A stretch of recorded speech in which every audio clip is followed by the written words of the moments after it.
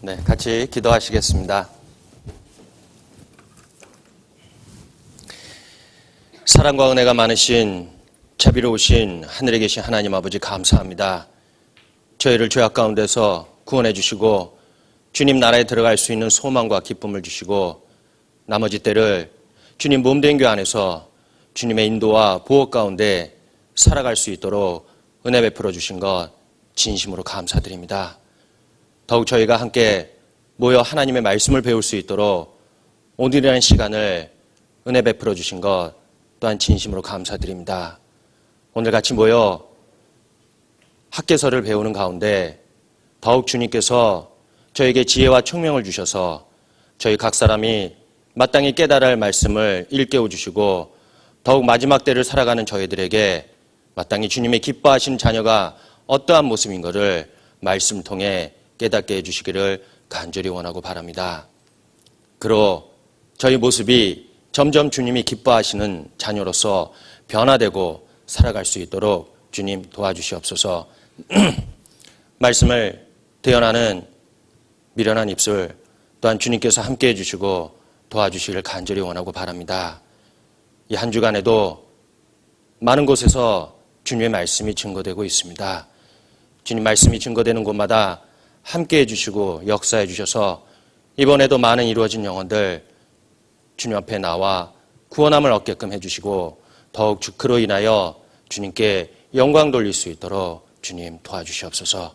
모든 시종을 주님께 의지하고 부탁드리며 언제나 저희를 사랑하시는 고마우신 예수님의 이름으로 감사하며 기도드렸습니다. 아멘. 같이 성경 학개서 구약성경 찾도록 하겠습니다.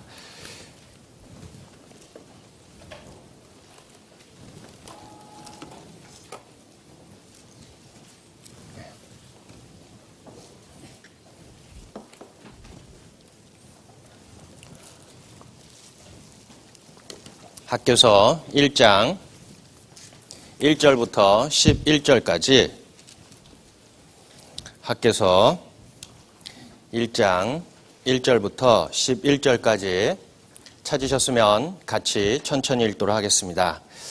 다리오 왕 2년 6월 곧 그 달 초하루에 여호와의 말씀이 선지자 학개로 말미암아 스알디엘의 아들 유다 총독 스룹바벨과 여호사닥의 아들 대제사장 여호수아에게 임하니라.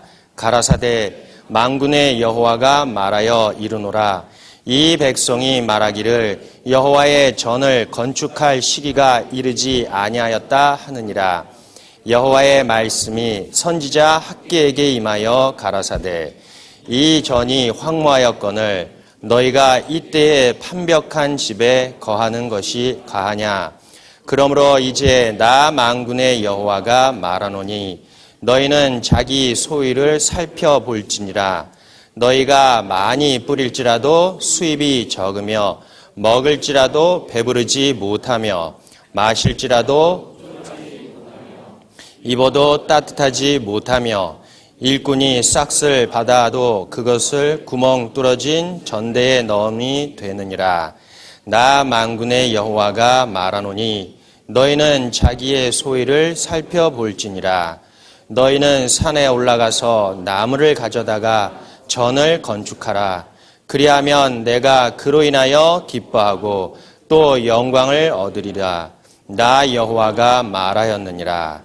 너희가 많은 것을 바랐으나 도리어 적었고 너희가 그것을 집으로 가져갔으나 내가 불어버렸느니라. 나 만군의 여호와가 말하노라. 이것이 무슨 연고뇨? 내 집은 황무하였으되 너희는 각각 자기 집에 발랐음이니라. 그러므로 너희로 인하여 하늘은 이슬을 그쳤고 땅은 산물을 그쳤으며 내가 한재를 불러 이 땅의 산에 곡물에 새 포도주에 기름에 땅의 모든 소산에 사람에게 육축에게 손으로 수고하는 모든 일에 임하게 하였느니라. 네. 안녕하세요. 네. 오늘 같이 성경 아카데미 학개서를 배우게 됐습니다. 자, 우리가 알다시피 학개서는 우리가 안 배워도 아마 이 학개서의 제목을 통해서 알 수가 있습니다. 학개가 무슨 뜻인지 혹시 아세요? 아까 제 사회자분이 할게요 라고 이렇게 한 것처럼 성경 학개서는 바로 이스라엘 백성들을 책망하면서 그들이 하나님 앞에 나태하고 성전을 짓는 일을 게을리하는 것을 이 학개 선지자를 통해서 이스라엘 백성들에게 책망한 내용입니다. 자, 우리가 그러면 학개서를 공부하기 전에 학개서는 사실 구약 성경 중에 두 번째로 아주 짧은 규절을 갖고 있는 성경입니다. 자, 우리가 알다시피 가장 짧은 서가 어느 서지요? 오바댜지요. 오바댜는 한 장밖에 없습니다. 근데 학개서는 몇 장이 있죠? 두 장. 두 장이 있는데, 근데 절로 합치면은 38절, 38절밖에 없습니다. 아주 짧은 내용이지만 그 안에는 정말 주님께서 우리가 마땅히 마지막 때를 살아가는 우리들에게 어떠한 마음과 어떠한 자세로 살아가야 되는지를 이 학개서를 통해서 우리에게 교훈해 주시고 알려주고 있습니다. 그래서 오늘 학개서를 통해서 우리가 마지막 주자로서 이 세상을 살아가지만 주님의 복음을 증거하는 우리의 모습이 혹시 학개서가 그 당시에 이스라엘 백성들에게 선포하고 책망한 것처럼 우리에게도 동일하게 이 말씀을 통해 책망하고 또한 권면하는 말씀이라고 생각합니다. 그래서 정말 유심히 한번 오늘 학개서를 배우신다면은 아마 우리의 모습도 그 학개서가 학개가 선지자가 이스라엘 백성들을 독려해서 성전이 대건되고 하나님의 영광이 그들과 같이 있고 또한 그들로 하여금 더 풍성한 은혜를 받을 수 있게끔 해주신 것처럼 우리의 모습도 그렇게 변화되기를 바라겠습니다. 자, 학개서의 제목은 우리가 알다시피 구약 성경의 12권의 소선지서 중에 10번째 책으로서 그 내용은 2장으로 이루어졌고 또 절로는 38절, 38절로 이루어졌습니다. 그런데 그 주제의 내용은 바로 성전 재건의 내용을 담고 있습니다. 그런데 우리가 알다시피 그 학개라는 그 선지자의 이름 속에 그가 어떤 날에 태어났다는 것을 우리에게 잠깐 보여주고 있어요. 우리가 구약 성경을 이렇게 배우면서 그 각 선지자의 이름 속에 모두 다가 뜻이 있는 것처럼 학개 선지자의 그 이름에도 뜻이 있습니다. 그 뜻은 바로 여호와의 축제라는 뜻을 갖고 있습니다. 그가 아마도 어떠한 축제의 날에 태어났기 때문에 그 아버지가 그에게 학개라는 이름을 지어줬을 거라고 생각합니다. 그런데 우리가 학개서를 보면서 대개는 다른 선지자들 그리고 다른 다른 서에 보면은 대개 그 기자들은 자기의 신분을 밝히는 그러한 규절들이 있지만 그러나 학개 선지자는 자기가 어떤 신분이고 또 누구의 아들이란 것을 하나도 밝히지 않고 있습니다. 자, 우리가 이사야서 보면은 이사야서 1장 1절에 보면은 이사야가 누구의 아들이라고 밝히고 있죠? 누구의 아들이죠? 부엘리의 이사야는 아모스의 아들이라고 했고 또 호세아는 누구의 아들이죠? 부엘리의 아들 호세아. 그리고 아모스 1장 1절에 보면은 그 아모스가 자기의 직업을 그 1장 1절에서 기록하고 있는데 아모스가 어떠한 직업을 갖고 있었지요? 드고와 목자지요. 목자. 그래서 그가 자기의 신분과 자기의 직업이 무엇인지를 그 서두에 기록하고 있는데 그러나 학개는 자기가 어떤 신분이고 누구의 아들이라는 것을 기록하지 않고 있습니다. 근데 우리가 확실하게 아는 것은 학개서는 바로 이 학개가 기록했다는 것을 우리가 알 수 있는 것은 학개서 1장 1절을 통해서 알 수가 있습니다. 제가 읽겠습니다. 다리오 왕 2년 6월 곧 그 달 초하루에 여호와의 말씀이 선지자 학개로 말미암아 스알디엘의 아들 유다 총독 스룹바벨과 여호사닥의 아들 대제사장 여호수아에게 임하니라 가라사대라고 하고 있습니다. 그래서 이 학개서는 바로 학개가 기록했다는 것을 우리는 알 수가 있어요. 그리고 2장 1절에도 학개가 하나님의 말씀을 받아서 그 이스라엘 백성들에게 선포했다는 내용도 기록하고 있습니다. 이 학개 선지자가 어떤 시절에 태어났냐? 바로 바벨론 포로 이후에 그때 활동했던 선지자라는 것을 우리는 알 수가 있어요. 대개 12 소선지서 중에서 마지막 3권은 바로 바벨론의 포로 이후, 바벨론 유수 이후에 기록된 책으로서 우리는 알 수 있습니다. 바로 학개서가 그 첫 번째 유수 이후에 등장하는 선지자라는 것을 알 수 있어요. 자, 학개서 다음에 누가 등장했지요? 스가랴. 그 다음에 말라기. 요 세 선지자는 바로 포로 이후에 있었던 활동했던 선지자라는 것을 알 수가 있습니다. 자, 그러면 이 학개서가 언제 기록됐냐? 학개서에 바로 그 기록된 연도가 표시되고 있습니다. 학개서 1장 1절에 보면은 다리오 왕 2년이라고 하죠 있죠? 바로 그때가 언제냐? BC 520년. 그리고 6월 곧 그달 초하루에라고 하고 있습니다. 6월 초하루에 이 학개 선지자가 활동하고 그의 4편의 설교가 마칠 때가 바로 언제냐면은 바로 9월 24일, 6월 1일 날에 활동해서 태양력으로는 7월에서 8월 그때였고요. 그리고 9월 24일까지 활동했으니까 태양력으로는 12월 정도 됩니다. 자, 그러면 합산해서 그가 활동했던 시기가 몇 개월이죠? 4개월이죠? 오늘은 다들 대답을 잘 안 하시나요? 다들 저녁밥을 안 드셨나 봐요. 자, 그가 활동했던 시기는 짧습니다. 4개월밖에 안 됩니다. 그러면 자, 도대체 이 학개 선지자가 왜 나와서 이스라엘 백성들에게 선포를 했는지 그 시대적인 배경을 우리가 한번 이해해 보도록 하겠습니다. 자, 바벨론 유수 이후에 그 학개 선지자가 활동했는데 그때가 언제냐? 바로 바벨론 포로로 끌려가 바벨론에서 돌아와 성전을 재건하다가 성전 재건하는 그 공사가 중단되고 16년이라는 시간을 흐른 이후에 그들이 자기의 생활에 안주하고 또 이스라엘 백성들이 지금은 아직 성전을 재건할 때가 아니야 라고 이렇게 핑계를 대는 가운데 하나님께서는 학개 선지자를 보냈다는 겁니다. 자, 우리가 이스라엘 백성이 왜 망했습니까? 북이스라엘이 왜 망했고 남유다가 왜 망했는지 혹시 아세요? 하나님 앞에 패역해서 그렇지요. 자, 한번 보도록 하겠습니다. 그들이 왜 하나님 앞에 그 망할 수밖에 없었는지 열왕기 하 17장입니다. 학개서는 표시해 놓으시면은 다음에 돌아올 때 찾기 쉽습니다. 열왕기 하 17장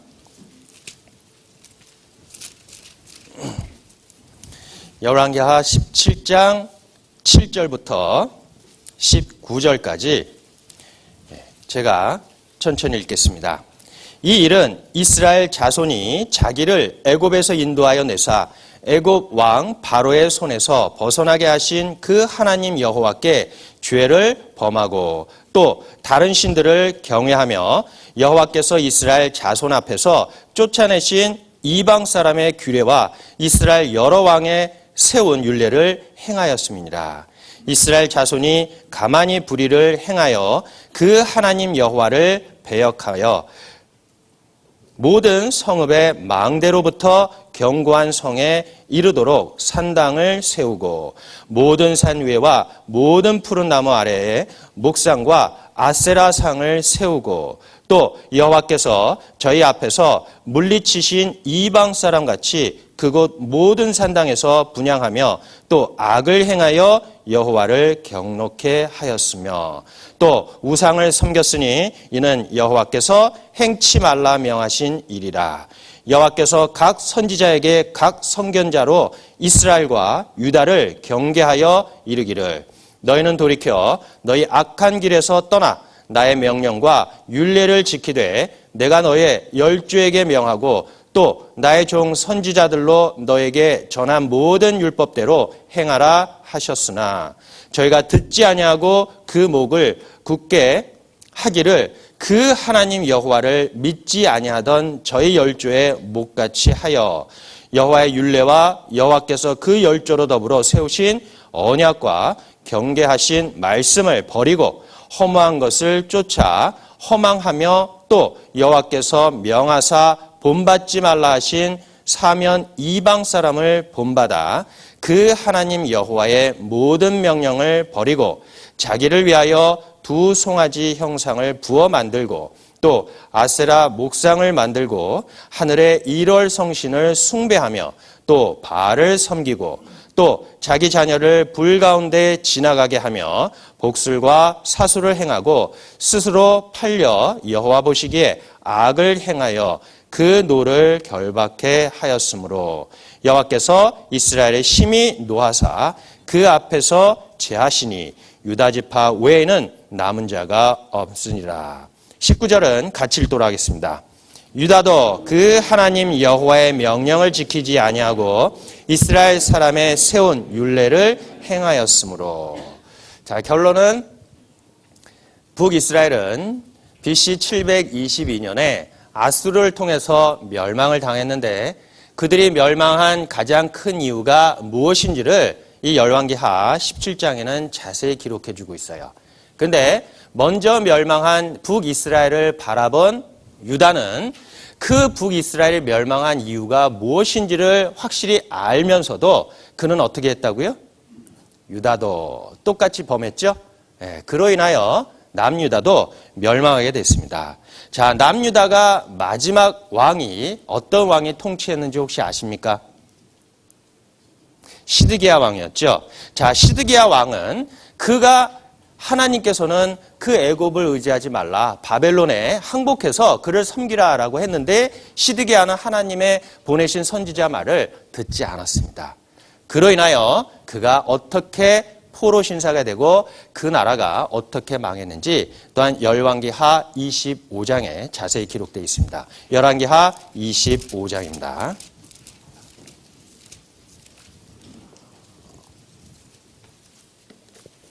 열왕기하 25장 1절부터 제가 읽겠습니다. 시드기야 9년 10월 10일에 바벨론 왕 느부갓네살이 그 모든 군대를 거느리고 예루살렘을 치러 올라와서 진을 치고 사면으로 토성을 쌓음에 성이 시드기야 왕 11년까지 에워싸였더니 그 4월 9일에 성중에 기근이 심하여 그 땅 백성의 양식이 지나였고 갈대아 사람이 그 성읍을 에워쌌으므로 성벽에 구멍을 뚫은지라. 모든 군사가 밤중에 두 성벽 사이 왕의 동산 견문 길로 도망하여 아라바 길로 가더니 갈대아 군사가 왕을 쫓아가서 여리고 평지에 미침해 왕의 모든 군사가 저를 떠나 흩어진지라. 갈대아 군사가 왕을 잡아 림나 바벨론 왕에게로 끌고 가매 저에게 신문하고 시드기야의 아들들을 저희 목전에서 죽이고 시드기야의 두 눈을 빼고 사슬로 결박하여 바벨론으로 끌어갔더라. 자, 시드기야 왕이 마지막에 그 포위당하고 항복을 안 함으로 바벨론이 침공을 해서 그를 점령하고 회파했습니다. 그리고 인하여 시드기야 왕을 어떻게 했다고요? 그가 보는 앞에서 그 아들들을 죽이고 그리고 그를 결박하여 그 두 눈을 빼고 끌고 갔다고 했지요. 사실 고대 아수르하고 바벨론의 그 나라들은 그 자기들이 침략한 그 나라들의 포로들에 대해서 아주 엄하고 그리고 잔인한 그러한 행동을 했다는 것이 바로 역사에 기록이 남아 있습니다. 자, 왜 시드기야를 그렇게 눈을 뺐는지 그 모습이 어떤지 한번 제가 보여드리겠습니다. 자, 보이시죠? 예. 그 당시에 포로들에게는 발에다가 저런 족쇄를 채워놓고 그 끈으로서 묶어놨습니다. 근데 그 끈이 길지 않기 때문에 그들은 끌려가면서 아주 작은 폭이 큰 폭이 아니라 아주 짧은 폭으로서 서로 종종걸음하면서 포로 신세가 돼서 끌려갔는데, 근데 그들에게 발에만 그러한 족쇄와 끈을 맨 것이 아니라 그들의 입술 아니면은 혀에다가도 고리를 매서 저런 끈으로 저렇게 끌고 갔습니다. 그리고 포로의 왕이나 신하들에게 그 바벨론 왕의 앞에 가서 그들로 하여금 무릎을 꿇고 경배하게 했어요. 근데 되게 이제 포로 신세가 됐지만 왕들은 어떻습니까? 되게 무릎을 꿇고 항복을 안 하려고 하죠. 자, 그랬을 때 바벨론 왕은 그 혀에 고리를 달린 그 가죽띠를 이제 빼요. 이제 힘껏 그걸 당깁니다. 그럼 어떻게 해야 됩니까? 얼굴을 들게 되죠. 얼굴을 들게 되고, 만약에 얼굴을 안 들게 되면은 어떤 사람들은 그 입술이 찢어지고 혀가 뿌리채로 뽑히는 그러한 잔인한 행동을 했습니다. 그리고 보는 앞에서 창으로 그 눈을 찔러서 눈을 멀게 했습니다. 바로 시드기야가 받은 형벌이 바로 이러한 형벌이었습니다. 그런데 그러한 형벌을 받고 나라가 멸망한 가운데서 그들이 또 한 가지의 소망을 갖고 있었죠. 어떤 소망입니까? 다니엘 선지자를 통해서, 예레미야 선지자를 통해서 그들이 포로 생활을 70년, 자기 땅에서 뽑혀 이방인에 가서 포로 생활을 하는 그 기간이 70년이 차면 다시 그 땅으로 돌아오겠다, 다시 복귀시켜주겠다라는 하나님의 약속이 있었지요. 다니엘서 9장 찾도록 하겠습니다. 다니엘서 9장.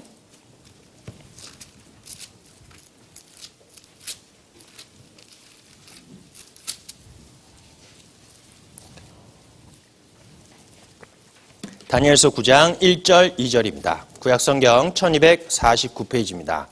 메데조서 아하수에르의 아들 다리오가 갈대아 나라 왕으로 세움을 입던 원년, 곧 그 통치 원년에 나 다니엘이 서책으로 말미암아 여호와의 말씀이 선지자 예레미야에게 임하여 고하신 그 연수를 깨달았나니, 곧 예루살렘의 황무함이 70년 만에 마치리라 하신 것이니라.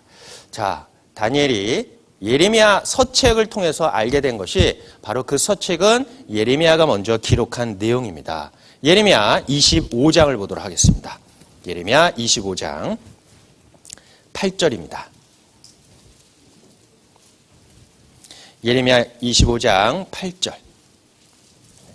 8절부터 11절까지 같이 읽도록 하겠습니다.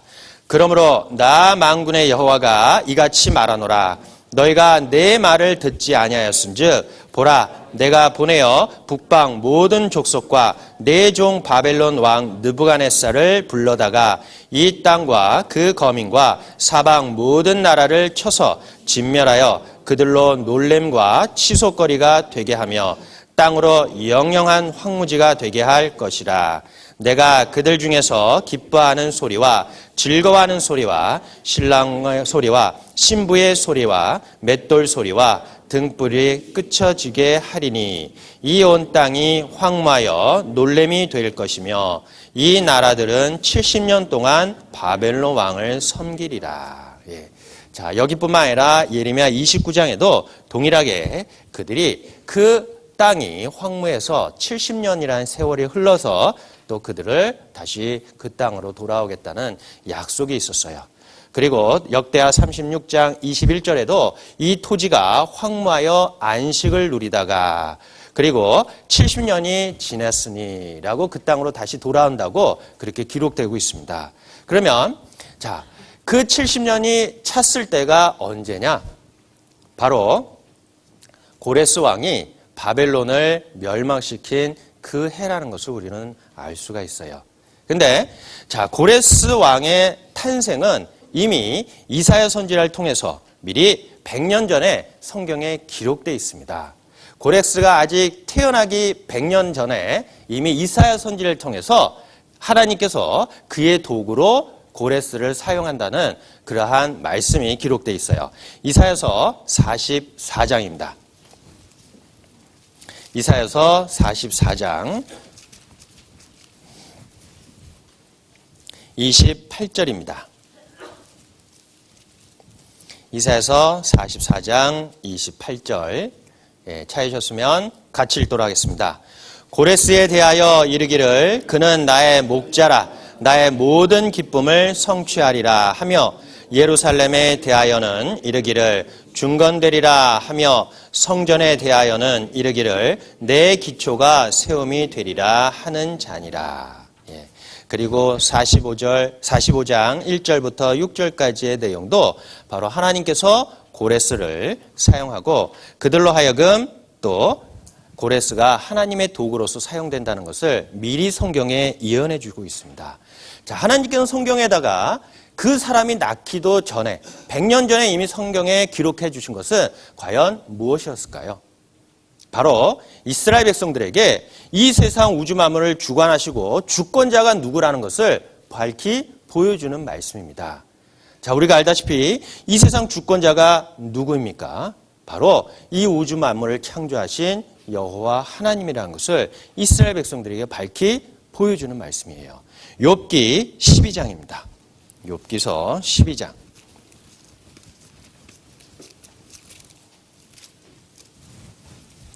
13절입니다.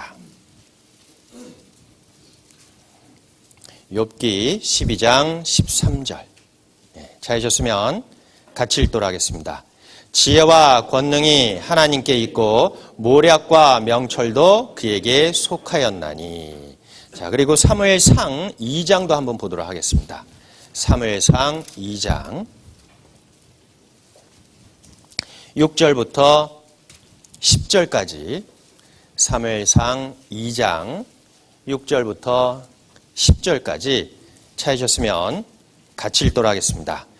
여호와는 죽이기도 하시고 살리기도 하시며 음부에 내리기도 하시고 올리기도 하시는도다. 여호와는 가난하게도 하시고 부하게도 하시며 낮추기도 하시고 높이기도 하시는도다. 가난한 자를 진토에서 일으키시며 빈핍한 자를 거름더미에서 드사 귀족들과 함께 앉게 하시며 영광의 위를 차지하게 하시는도다. 땅의 기둥들은 여호와의 것이라. 여호와께서 세계를 그 위에 세우셨도다. 자, 모든 주권은 하나님께 있다는 것을 우리에게 말씀해 주시고 있습니다. 그런데 우리가 알다시피 고레스의 그 탄생을 조금 그 탄생 경로를 알면은 정말 하나님께서 그 배후에 역사하시고 있다는 것을 알 수가 있어요. 그건 왜냐? 사실 고레스가 태어나서 죽을 뻔했던 고비를 넘겼기 때문에 그렇습니다. 사실 고레스의 탄생에 대해서 우리가 아는 내용이지만 아마 이 도표를 보고 잠깐 소개해 드리겠습니다.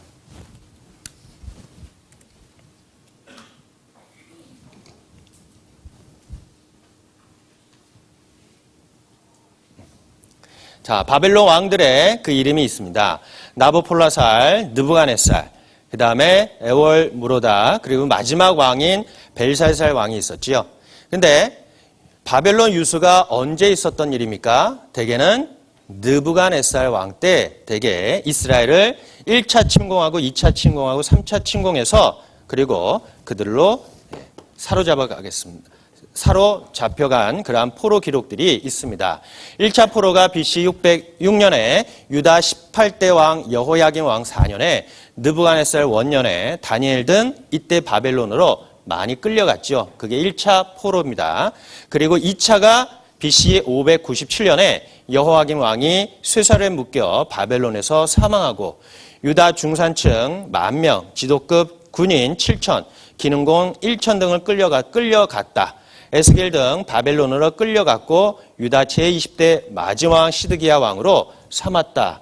그리고 제3차 포로는 바로 BC 586년 유다 왕 제20대 왕 시드기야 왕이 예루살렘을 함락되고 그리고 시드기야 왕 9년 10월 10일에 그가 11년까지 항전하다가 그가 그 예루살렘 성이 포위되고 함락돼서 그가 그 아들이 죽음을 당하는 것을 보고 두 눈이 뽑힌 채로 끌려갔다는 것을 알 수 있어요. 자, 그러면 바벨론을 멸망했던 나라 누구죠? 고레스 왕이었죠. 자, 고레스 왕이 그 바벨론을 멸망할 때 그때는 우리가 알다시피 메데 파사가 바벨론을 멸망했다고 했습니다. 근데 메데 파사가 처음에는 각각 다른 나라로서 형성됐습니다. 근데 고레스 왕은 어디에서 태어났냐? 바로 페르시아의 그 캄비세스라는 사람의 자식으로서 그가 오히려 페르시아를 동원해서 메디아를 점령하고 흡수했던 그러한 역사적인 사실이 있습니다. 근데 이 고레스 왕이 사실은 하나님의 도구로서 이미 100년 전에 하나님께서는 그를 쓰시고 그를 또한 사용해서 이스라엘 백성들을 다시 그 귀환시키겠다라는 내용이 기록되어 있지만 그가 사실은 많은 죽을 고비를 넘겼어요. 그가 태어난 그러한 환경들을 우리가 보면은 사실 페르시아는 하나의 부족에 불과했습니다. 큰 나라가 아니었어요. 근데 메디아 제국에 내려오다가 아스티아게스라는 그 왕이 자식을 낳았는데 첫째는 아들 다리오 왕이었어요. 그리고 둘째를 낳았는데 딸이었습니다. 그게 바로 만단의 공주였어요. 여기에서 나오는 다리오 왕이 바로 어떤 때 등장하냐? 다니엘서에 나오는 그 다리오 왕이 바로 이때의 다리오 왕입니다. 근데 페르시아에서도 다리오 왕이 있는데 그때의 다리오 왕이 아니라 바로 이 메데 제국의 마지막 그 아들이었던 다리오 왕이었습니다. 근데 자, 아스티아게스가 어떻게 해서 만다네가 난 자식 고레스를 왕으로 삼았는지 잠깐 그 역사를 잠깐 배워보도록 하겠습니다. 사실 아스티아게스가 하루는 꿈을 꿨어요. 꿈을 꿨는데 이 만단의 공주가 오줌을 쌌는데 전 아시아가 다 그 오줌에 잠기는 그러한 꿈을 꿨습니다.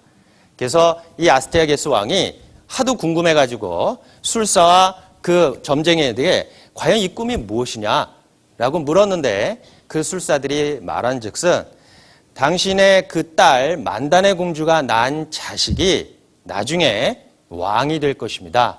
라고 그에게 말해줬습니다. 자, 그러면 아스티아게스는 그 왕위를 자기 자식의 아들에게 물려주려고 했는데 오히려 그 공주가 낳은 자식이 그 세계를 정복하는 그러한 꿈을 꿨으니 이 만단의 공주를 그 자식을 그 왕위에 계승하지 못하도록 그 페르시아라는 작은 촌에 있는 캄비세스에게 시집을 보냈어요. 시집을 보내고 1년이 채 못 돼서 또 꿈을 꿨습니다. 꿈을 꿨는데 그 만단의 공주 그 아랫배에서 포도넝쿨이 막 나와가지고 세계를 덮는 그러한 꿈을 꿨어요. 그래서 아스티아게스가 다시 술사들에게 물어봤습니다. 도대체 이게 무슨 꿈이냐? 그 꿈의 해석은 그 자식이 세계를 정복할 겁니다라는 그러한 해석을 그에게 줬습니다. 자, 그래서 이 아스티아게스 왕이 그 자기의 외손자가 왕위를 하는 것을 원치 않기 때문에 오히려 만단의 공주에게 편지를 써서 야, 너가 이제 아이를 낳을 때가 됐으니까 오히려 거기에서 아이를 낳지 말고 이 메데 왕국에 와서 그 도시에 와서 도와줄 테니까 아들을 낳고 몸조리까지 하라라고 그를 불려드렸어요. 그 불려드리는 과정 속에서 그가 그 메디아의 수도에 와서 요양하고 자식을 낳을 준비를 했는데 그런데 그 아스티아게스 왕이 하나의 괴계를 짰습니다. 바로 뭐냐? 그의 총리 대신 하르바코스에게 그 만단의 공주가 아들을 낳으면은 그를 죽이라라고 명을 했어요. 그 총리가 그 말을 듣고 그것을 실행하려고 했다가 오히려 공주가 그 사실을 알면은 나중에 자기의 생명이 위태로울까봐 그는 그 만단의 공주가 아들을 낳았을 때 그 아들을 갖고 오히려 만단의 공주에게는 그 아들이 죽었습니다라고 해서 그 아들을 빼돌렸어요.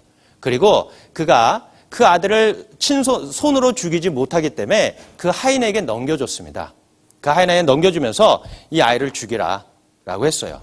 근데 또 우연치 않게 그날 하인의 아내가 출산하는 날이었어요. 근데 출산하는데 그 아이를 출산했는데 그 하인의 아내가 낳은 아이는 사산돼서 나왔고 그래서 그 하인은 그것을 죽은 아이를 버리고 그 만단의 공주가 낳은 아이를 자기 아이로서 키웠습니다. 자, 하마터면 죽을 뻔했지요? 근데 하인이 키운 그 아이가 점점 무럭무럭 자랐는데 동네에서 소문이 퍼졌어요. 어떤 소문이냐? 하인의 자식이 동네에서 골목대장을 하는 것이 아니라 오히려 그 군의관의 아들, 그 장군의 아들들하고 자식들하고 놀면서 그가 했던 행동이 있었어요. 바로 그가 왕이 돼서 그들을 다스리는 그러한 놀이를 했다는 겁니다. 그 소문이 왕의 귀에까지 들어갔어요. 그래서 아스테아게스가 도대체 이 무슨 일이냐?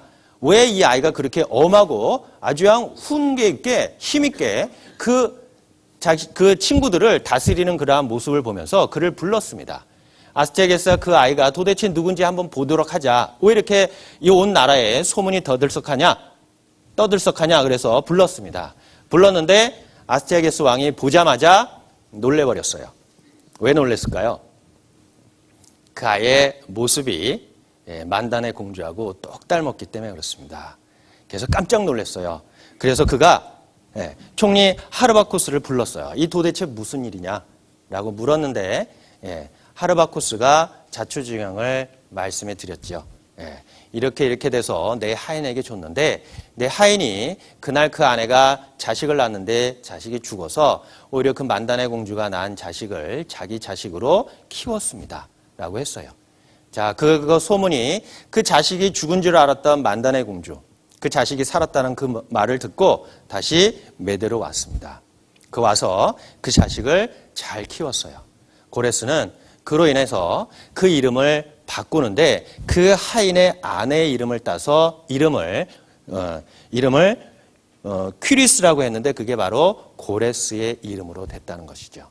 그렇게 해서 아이가 자라나게 됐는데, 자, 그런데 그 아스티아게스 왕은 그 자기 신하, 그 총리가 그 하르바쿠스가 자기의 명을 듣지 않았기 때문에 그는 마음속에 되게 분했습니다. 왜? 꿈의 해석에 의하면은 그가 나중에 세계를 정복한다는 그러한 명을 타고났는데 그를 죽이지 않았기 때문에 그래요.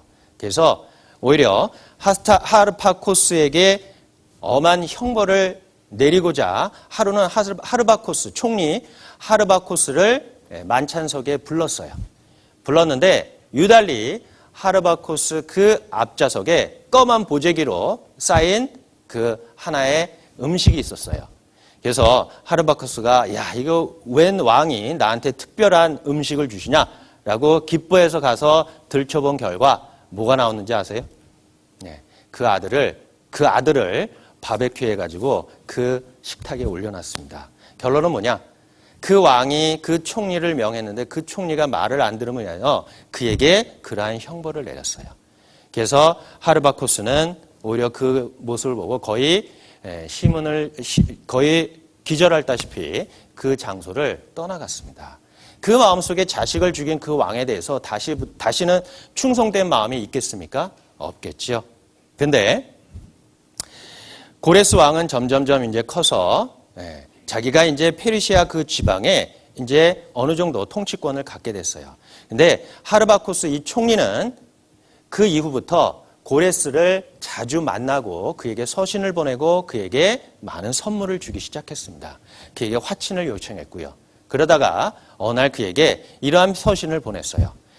내가 이 메데 왕국에서 자네들이 들어와서 공격할 수 있는 그러한 여건들을 만들어 놓을 테니까 언젠가는 들어와서 이 나라를 점령하라고 그에게 서신을 보냈습니다. 자, 그러면 고레스 왕이 어떻게 해서 페르시아에 있는 사람들을 대동해서 그 메대를 점령할까? 그래서 자기가 생각하기를 그 중에서 가장 큰 부족 셋을 골라서 그들에게 잔치를 베풀었어요. 잔치를 베풀어서 그에게 뭐라 그랬냐면은 잔치를 베풀기 전날에 그들을 설득해서 이 메데 왕 아스티아게스가 자기를 총리로 삼았다. 그리고 자기를 이 메데 왕국의 그 집권자로서 인정했다라고 먼저 그들을 설득했습니다. 그리고 그들을 만찬에 초대하기 전날에 그들에게 20스타디온이라는 넓은 들을 그들에게 주면서 너희가 낫과 괭기를 갖고 이 잡초를 모두 다 베라 라고 이렇게 명했어요. 그리고 잡초를 다 베고 그들에게 다음날 와서 만찬을 베풀 거니까 오라고 초청을 했습니다. 그들이 다음날 만찬에 참석했을 때 아주 시큼 먹고 그렇게 큰 잔치를 벌렸어요. 그리고 고레스 왕이 그들에게 제의한 것이 뭐냐? 여러분, 어제처럼 그러한 고욕을 하기를 원합니까? 아니면은 오늘처럼 매일 잔치를 벌리기를 원합니까? 라고 했을 때 그들이 뭐라고 대답했겠어요? 잔치, 매일 잔치했으면 좋겠다라고 했지요. 그래서 고레스는 그것을 이용해서 그러면 내 명을 따라 그 메대 왕국을 침략하고 점령합시다. 그럼 우리에게 매일 이러한 잔치를 벌일 수 있도록 그러한 여건이 조성되기 때문에 나를 따르고 점령합시다라고 하고 있습니다. 그래서 그들을 대동해서 메디아 왕국을 침략하는 그러한 과정이 이러한 과정이 필요했어요. 그런데 그들이 그 메대 왕국을 침략하러 갔을 때 또 우연치 않게도 아스티아게스 왕이 그 하르바코스를 군대 장관으로 명했어요. 하르바코스의 자식을 죽인 그 왕이 하르바코스를 군대 장관으로 명하고 그에게 이렇게 했습니다. 네가 저번에 내 명을 듣지 않았고 그로 인하여 네가 형벌을 받았는데 이번에 너한테 회복할 수 있는 그러한 기회를 주겠다라고 그 군대 장관을 줬습니다. 자, 그러면 자기 자식을 죽인 그 왕의 명을 어때요? 순종하겠습니까? 아니죠. 오히려 고레스 왕이 침공하러 왔을 때 성문을 열고 그들을 맞이했습니다. 순식간에 군대가 적군의 군대에 합류하기 때문에 이 메대국은 멸망하게 됐어요. 그로 인하여 아스티아게스 왕은 오히려 그 하르바코스에게 그를 욕했어요. 비열한 사람이고 아주 어리석은 사람이다. 왜냐? 네가 오히려 이 왕국을, 이 나라를 차지할 수 있는데도 불구하고 네가 오히려 그 왕국을 오히려 고레스 왕에 넘겨준 것에 대해서 어리석다 그랬고, 그리고 네가 비열하다라고 말한 것은 개인적인 그러한 감정을, 오히려 나라를, 그 페르시아가 과거에는 메디아의 속국으로서 노예로서 있었는데 오히려 그 반대되는 그러한 입장이 되어버렸기 때문에 그가 비열하다. 개인적인 그러한 사적인 그러한 원한을, 그러한 나라적인 전체 민족을 그렇게 노예로 만드는 것에 대해서 그가 분개하고 어리석고 비열하다고 말하고 그 나라는 멸망했습니다. 근데 사실 고레스가 메디아 왕국을 그때 흡수했지만 그러나 아스티아게스 왕을 죽이지는 않았어요. 왜? 자기 뭐죠? 할아버지죠. 그렇죠? 예. 그리고 또 자기 어머니의 오빠지요. 다리오 왕을 오히려 그 왕의 자리를 치리하게끔 그에게 넘겨줬어요. 그래 인하여 메디아와 페르시아, 메데파사가 탄생하게 됐습니다. 고레스 왕이 바로 메데파사의 첫 번째 왕으로서 등극하게 되는데, 자, 고레스 왕이 등극을 하고 그가 첫 번째 했던 것이 바로 무엇입니까? 바벨론을 멸망시킨 거였죠. 자, 바벨론 맨 마지막 왕이 누구였죠? 벨살살 왕이었습니다. 그런데 고레스 왕이 그 바벨론을 침공하는 또 예화가 있어요. 그가 바벨론을 침공하러 딱 갔는데 바벨론 성 주위에는 아주 급한 물결이 흐르고 둘러 있었습니다. 근데 그가 데리고 갔던 자기의 사랑하는 준마가 그 물살에 이기지 못해서 떠내려가고 한 마리가 죽었어요. 그래서 고레스 왕이 내가 언젠가는 이 성을 함락시키겠다라고 결심하고 이 물줄기를 180도로 나누어서 그 물줄기의 줄기를 급물살을 약화시켜서 어느 안악내도 이 무릎에 물이 닿지 않고 이 강을 건널 수 있게 그렇게 만들고 그 성을 함락했다는 거죠. 고레스가 그 성을 함락할 때 벨살살 왕은 그 성 안에서 잔치를 벌였어요. 그래서 다니엘서 보면은 그가 예루살렘에서 갖고 왔던 성전의 기물들을 갖고 잔치를 했죠. 바로 그때가 그 바벨론 성이 멸망했던 그 시기도 합니다. 그렇게 해서 바벨론은 바로 그렇게 위세를 떨쳤던 바벨론 왕국이 불과 몇 년을 유지했는지 혹시 아세요? 82년밖에 유지하지 못했습니다. 그 중에서 두드러지게 위세를 떨쳤던 것은 느부갓네살 왕밖에 없었다는 거지요. 그리고 그로 인하여 고레스가 그를 멸망시켰습니다. 근데 성경에는 이미 그 전에 바벨론이 멸망할 것이다 라는 그러한 예언도 기록되고 있어요. 이사야서 13장입니다. 이사야서 13장.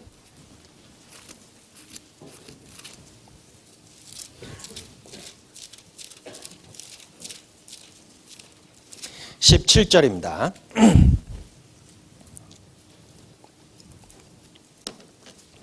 이사야서 13장 17절.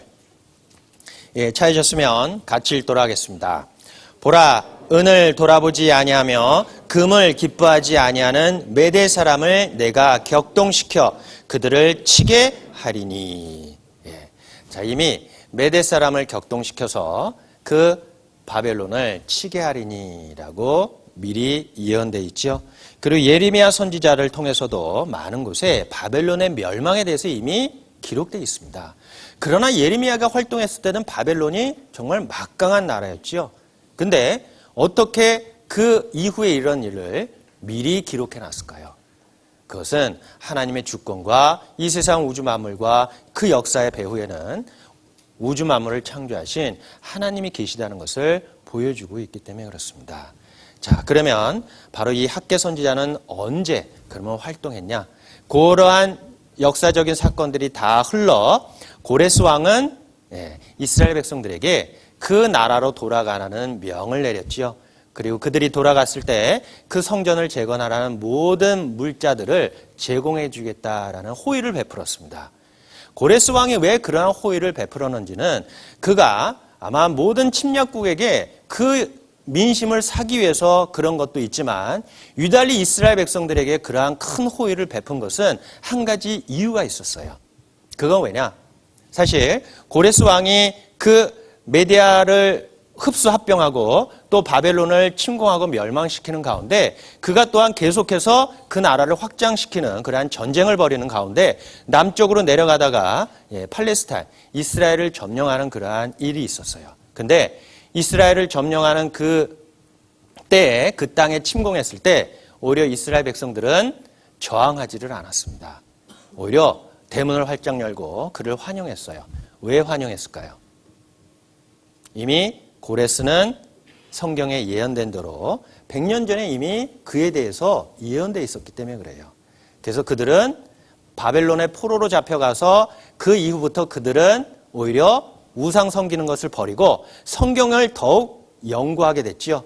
연구하는 가운데 고레스가 누구인지도 알았어요. 근데 또 때마침 고레스가 팔레스타인, 예루살렘 그곳으로 침략하러 왔을 때 그들은 이미 듣고 그들의 성문을 발짝 열고 그들을 환영했어요. 고레스가 벙벙 떴겠죠. 야, 저항을 해야 되는데 오히려 그를 환영했어요. 그들이 환영한 결과 당신의 이름이 이미 100년 전에 성경에 기록해 있습니다. 그래서 이것은 하나님께서 우리에게 이미 명하고 운명이기 때문에 우린 그대로 순종하고 당신을 맞이합니다. 라고 했기 때문에 고레스는 오히려 더욱 이스라엘 백성들에게 그러한 호의적인 정책을 폈다는 거죠. 그래서 자 고레스가 그 바벨론을 멸망하고 이스라엘을 점령하고 그 나라를 통치했을 때 유달리 그러한 이스라엘 백성들에게 자기 땅으로 돌아가라는 그러한 호의를 베풀었습니다. 자, 그래서 하나님께서는 고레스 왕을 감동시켜서 그에게 성전을 재건하고 복원하는 그러한 명을 내렸어요. 그게 바로 에스라에서에 기록되고 있습니다. 에스라서 1장입니다. 에스라서 1장.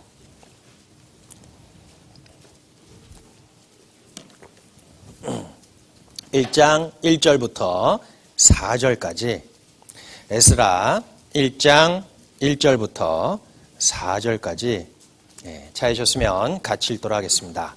바사왕 고레스 원년에 여호와께서 예레미야의 입으로 하신 말씀을 응하게 하시려고 바사왕 고레스의 마음을 감동시키매 저가 온 나라에 공포도 하고 조소도 내려 가로되 바사왕 고레스는 말하노니 하늘의 신 여호와께서 세상 만국으로 내게 주셨고 나를 명하사 유다 예루살렘의 전을 건축하라 하셨나니 이스라엘의 하나님은 참 신이시라. 너희 중에 무릇 그 백성 된 자는 다 유다 예루살렘으로 올라가서 거기 있는 여호와의 전을 건축하라. 너희 하나님이 원하노라. 무릇 그 남아있는 백성이 어느 곳에 우거하였든지 그곳 사람들이 마땅히 은과 금과 기타 물건과 짐승으로 도와주고 그 외에도 예루살렘 하나님의 전을 위하여 예물을 즐거이 드릴지니라 하였더라. 예. 그래서 이때 이제 그들에게 돌아가서 하나님의 전을 건축하고 그에 필요한 모든 물자들을 제공해 주겠다는 약속을 폈어요. 그래서 1장 5절에 보면은 그들이 유다 민족과 베냐민 족속들이 그 마음에 하나님께 감동을 받고 그 나라로 돌아가 성전을 재건하기 시작됐습니다. 자, 성전을 재건할 때가 바로 그 고레스 왕 이후에 아들 고레스 왕 칙령 이후에 그 성전이 건축되기 시작됐다가 그 다음에 언제까지 그것이 스톱됐지요? 다리오 왕 2년 때까지 그 성전 건축하는 것을 스톱된 것은 바로 여러 가지 이유가 있었어요. 그들이 성전을 건축하기 시작됐을 때 그때 돌아온 사람들이 모두 다 42,360만 명이라고 기록되어 있습니다. 그리고 그들이 제단을 쌓고 초막절을 지키면서 번제를 하나님께 드렸어요. 성전의 기초를 세우고 성전을 이제 짓기 시작했습니다. 에스라서 3장 한번 보도록 하겠습니다. 에스라서 3장 8절입니다. 8절부터 13절까지 제가 읽겠습니다. 예루살렘 하나님의 전이 이른 지 2년 2월에 스알디엘의 아들 스룹바벨과 요사닥의 아들 예수아와 다른 형제 제사장들과 레위 사람들과 무릇 사로잡혀갔다 예루살렘에 돌아온 자들이 역사를 시작하고 20세 이상의 레위 사람들을 세워 여호와의 전 역사를 감독하게 하매 이에 예수아와 그 아들들과 그 형제들과 감미엘과 그 아들들과 유다 자손과 헨나닷 자손과 그 형제 레위 사람들이 일제히 일어나 하나님의 전 공장을 감독하니라. 건축자가 여호와의 전 지대를 놓을 때에 제사장들은 예복을 입고 나팔을 들고 아삽 자손 레위 사람들은 재금을 들고 서서 이스라엘 왕 다윗의 규례대로 여호와를 찬송하되 서로 찬송가를 화답하며 여호와께 감사하여 가로되 주는 지선하심으로 그 인자하심이 이스라엘에게 영원하시도다 하니 모든 백성이 여호와의 전 지대가 놓임을 보고 여호와를 찬송하며 큰 소리로 즐거이 부르며 제사장들과 레위 사람들과 족장들 중에 여러 노인은 첫 성전을 보았던 고로 이제 이 전 지대의 노임을 보고 대성통곡하며 여러 사람은 기뻐하며 즐거이 부르니. 이때가 이제 스룹바벨이 그 인도자로 이스라엘 백성들을 포로로 예루살렘을 인도해서 거기서 이제 성전을 건축하는 그 시발점이 바로 이때였습니다. 자, 그들이 이제 기초를 놓고 성전을 건축하는 가운데 많은 사람들은 그 지대가 놓여지는 것을 보고 대성통곡했다 그랬죠. 왜냐? 그들은 그 예루살렘 성전에 그 솔로몬이 지었던 성전의 그 규모와 그 크기와 화려함을 알고 있었던 사람이 돌아와서 스룹바벨 성전을 짓는 가운데 그들은 너무나도 솔로몬의 그 성전과 비교가 되기 때문에 그들은 슬퍼했습니다. 너무 초라하고 너무 보잘것없기 때문에 그들은 마음에 슬퍼했죠. 그러나 그들이 그 성전을 건축하는 그 과정 속에서도 여러 가지 어려운 일이 닥치게 됐어요. 자, 성전을 재건하는 과정에서 그들이 순탄하지 않았죠. 누가 그들을 방해했죠? 사마리아인들이 그들을 방해했던 그러한 공작이 에스라서에 나타나고 있습니다. 에스라서 4장입니다. 4장 1절부터 5절까지. 찾으셨으면 같이 읽도록 하겠습니다. 유다왕 베냐민의 대적이 사로잡혔던 자의 자손이 이스라엘 하나님 여호와를 위하여 전을 건축한다 함을 듣고 스룹바벨과 족장들에게 나와 이르되 우리로 너희와 함께 건축하게 하라. 우리도 너희같이 너희 하나님을 구하노라. 아수르 왕 엘살하돈이 우리를 이리로 오게 한 날부터 우리가 하나님께 제사를 드리노라. 스룹바벨과 예수아와 기타 이스라엘 족장들이 이르되 우리 하나님 전을 건축하는데 너희는 우리와 상관이 없느니라. 바사왕 고레스가 우리에게 명하신 대로 우리가 이스라엘 하나님 여호와를 위하여 홀로 건축하리라 하였더니 이로부터 그 땅 백성이 유다 백성의 손을 약하게 하여 그 건축을 방해하되 바사왕 고레스의 시대부터 바사왕 다리오가 즉위할 때까지 의사들에게 뇌물을 주어 그 경영을 저하였으며. 자, 여기에서 바로 그 스룹바벨이 인도자가 되어 성전을 재건하는 가운데 재건하다가 사마리아인들의 방해 공작이 들어와서 그 성전 재건하는 그 일을 중단하게 됐습니다. 언제까지? 바로 바사왕 다리오가 즉위할 때까지라고 했죠. 그 내용이 24절에도 있습니다. 이에 예루살렘에서 하나님의 전 역사가 그쳐서 바사왕 다리오 제2년까지 이르니라 라고 했어요. 그래서 16년이라는 시간을 오히려 성전 건축하는 일을 정지하고 그냥 그대로 방치했다는 거죠. 근데 우리가 알다시피 고레스가 명해서 그 성전을 건축하라고 했는데 근데 왜 그것이 중단되냐? 고레스 왕은 어디 갔냐? 궁금하시죠?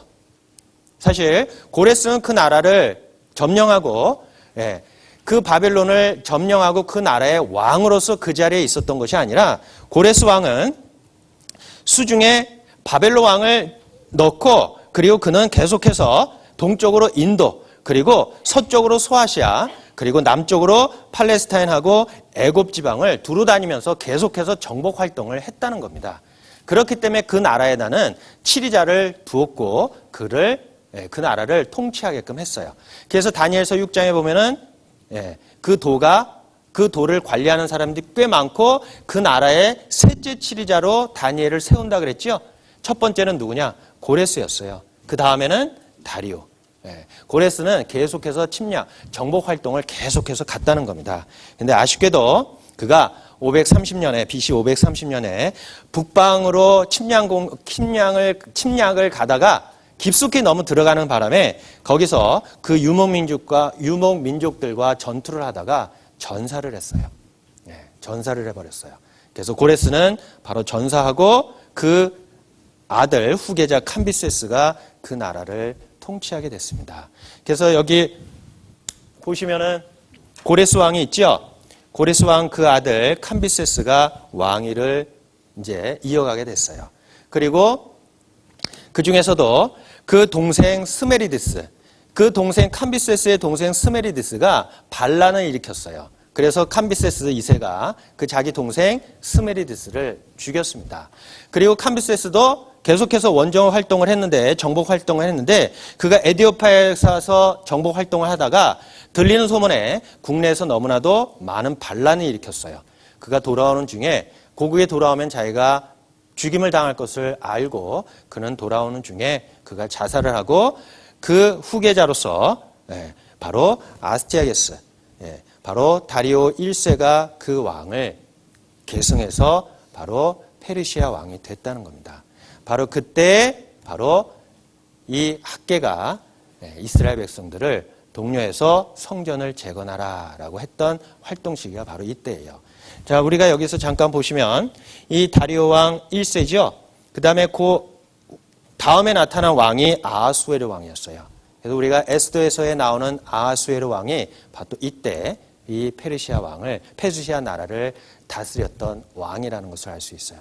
그럼 결론은 아하수에르 그 윗세대가 다리오 1세, 바로 학개 선지자가 활동했던 그러한 시기라는 것을 우리는 알 수가 있습니다. 자, 학개 선지자가 너무 이스라엘 백성들이 이 16년 동안 그 성전 재건하는 것을 방치해버린 가운데 이스라엘 백성을 독려하기 시작했습니다. 학개서 1장입니다. 학개서 1장 1절부터 4절까지 제가 읽겠습니다. 다리오 왕 2년 6월 곧 그 달 초하루에 여호와의 말씀이 선지자 학개로 말미암아 스알디엘의 아들 유다 총독 스룹바벨과 여호사닥의 아들 대제사장 여호수아에게 임하니라. 가라사대 만군의 여호와가 말하여 이르노라. 이 백성이 말하기를 여호와의 전을 건축할 시기가 이르지 아니하였다 하느니라. 여호와의 말씀이 선지자 학개에게 임하여 가라사대 이 전이 황무하였거늘 너희가 이때에 판벽한 집에 거하는 것이 가하냐. 바로 성전 건축하는 일을 그들은 계속해서 하지 않고 방치하는 가운데 하나님께서 학개 선지자를 통해서 이스라엘 백성을 책망하고 있습니다. 자, 2절에 보시면은 만군의 여호와가 말하여 이르노라. 이 백성이 말하기를 여호와의 전을 건축할 시기가 이르지 아니하였다 하느니라. 자, 그들은 핑계를 대기 시작했죠. 하나님께서는 그 전을 건축하라고 했는데 그들은 그 전을 건축하는 그 기간이 길어지다 보니까 그들은 오히려 뭐라고 핑계댔냐면 아직 때가 아니에요. 하나님께서는 분명히 70년이 차면은 그 성전이 재건된다고 약속했는데 아직 그 시기가 되지 않았습니다. 라고 핑계를 내기 시작해서 그것을 재건하는 그 일을 더 이상 진도를 나가지 않았다는 겁니다. 근데 우리는 알다시피 비록 하나님께서 정한 기간이 있지만 그래도 하나님 앞에 구하고 간구하면은 하나님께서 그것을 앞당겨 줄 수도 있는데 그들은 오히려 아직 때가 아닙니다. 라고 했기 때문에 하나님은 학개 선지자를 통해 이 백성을 바로 책망하는 말이에요. 그 중에서 그 백성을 어떻게 표현하냐? 이 백성이 말하기를 라고 했지요. 근데 우리가 구약 성경을 보면은 하나님께서 이스라엘 백성들을 칭했을 때 어떻게 칭하고 있습니까? 네? 내 백성이라고 칭하죠? 그렇죠? 이스라엘 백성을 내 백성으로 하잖아요. 근데 여기에서는 뭐라고 했습니까? 이 백성이라고 했죠. 네. 근데 우리도 마찬가지예요. 되게 이제 자식이 부모님의 말씀을 안 들으면은 잘 들으면 부모님들이 이렇게 해요. 아이고 내 자식 하죠. 근데 말을 안 들었을 때 말썽만 부리면 뭐라 그래요? 예? 저 자식, 그렇죠? 예, 이 자식 그래요. 그렇죠? 예. 바로 이스라엘 백성들이 하나님 앞에 그러한 모습으로 있었기 때문에 하나님께서는 학개 선지자를 통해서 이 백성이 말하기를 라고 했어요. 자, 그들이 왜 그렇게 됐냐? 그들은 그 당시에 오히려 하나님의 정 건축하는 걸 계속해서 늦추는 가운데 그들은 아직 때가 아니야. 그러면서 그들의 마음이 어디로 뺏겼냐? 오히려 자기의 집을 단장하는데 오히려 마음이 뺏겼다는 겁니다. 하나님의 그 전은 황무하거늘 너희가 이때에 판벽한 집에 거하는 것이 가하냐라고 했어요. 자, 판벽한 집이라는 것은 어떤 집인지 아세요? 예, 문자 그대로 말하면 판잣집이에요. 근데 우리가 말하는 그 판잣집이 아니라 바로 백향목을 갖고 와서 다듬은 그러한 판자로 만드는 집이었기 때문에 그 당시에는 엄청 비싼 그러한 재료로서 집을 꾸몄다는 겁니다. 근데 그 당시의 집들은 어떤 집들이었냐? 아주 초라했습니다. 이게 바로 이제 그 집터들인데 그 당시에는 이러한 돌들로서 집을 건축했어요. 근데 자, 나무로 진 집하고 이러한 돌들로 진 집하고 어때요? 차이가 나겠죠? 자, 우리가 대개 이제 국내에서도 지금 고가의 주택은 뭐로 짓습니까? 고가의 주택에서 안 살아보셔서 모른가 봐요. 예. 요새는 대개 이제 나무로 많이 집을 져요. 왜? 나무가 사람에게 건강에 좋다고 해서 나무로 많이 집을 짓는데 나무가 사실 비싸요. 예. 근데 그 당시에 이러한 집터들을 보면서 나무로 판벽한 집에 너희가 거하는 것이 가냐라고 했어요. 하나님의 성전은 저렇게 내버려두고 오히려 너희가 자기 집에 그렇게 다듬고 바르고 꾸미는 것이 하나님 앞에 가냐라고 했어. 그 이스라엘 백성들은 그 학개와 스가랴의 그 책망을 듣고 그들은 성전을 다시 재건하기 시작했습니다. 에스라서 5장입니다. 에스라서 5장.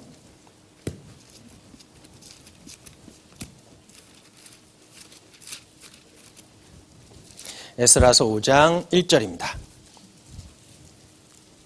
1절, 2절 제가 읽겠습니다.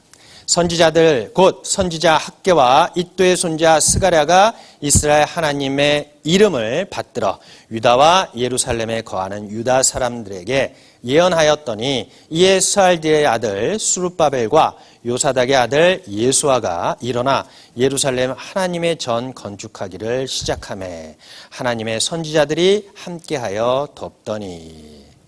자, 이제 성전을 건축하기 시작됐어요. 근데 그들이 그 성전을 건축하는 가운데 두 번째에 이 사마리아인들의 방해 공작이 있었습니다. 에스라서 5장 3절입니다. 3절부터 5절까지 같이 읽도록 하겠습니다. 그때 강 서편 총독 다든네와 스달보네스와 그 동료가 다 나와 저에게 이르되 누가 너희를 명하여 이 전을 건축하고 이 성곽을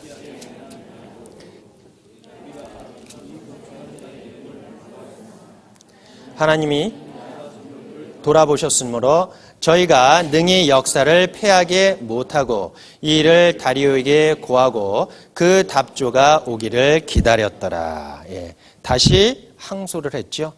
그들이 그 성전을 다시 재건하려고 했을 때 사마리아인들이 또 와서 고소를 했어요.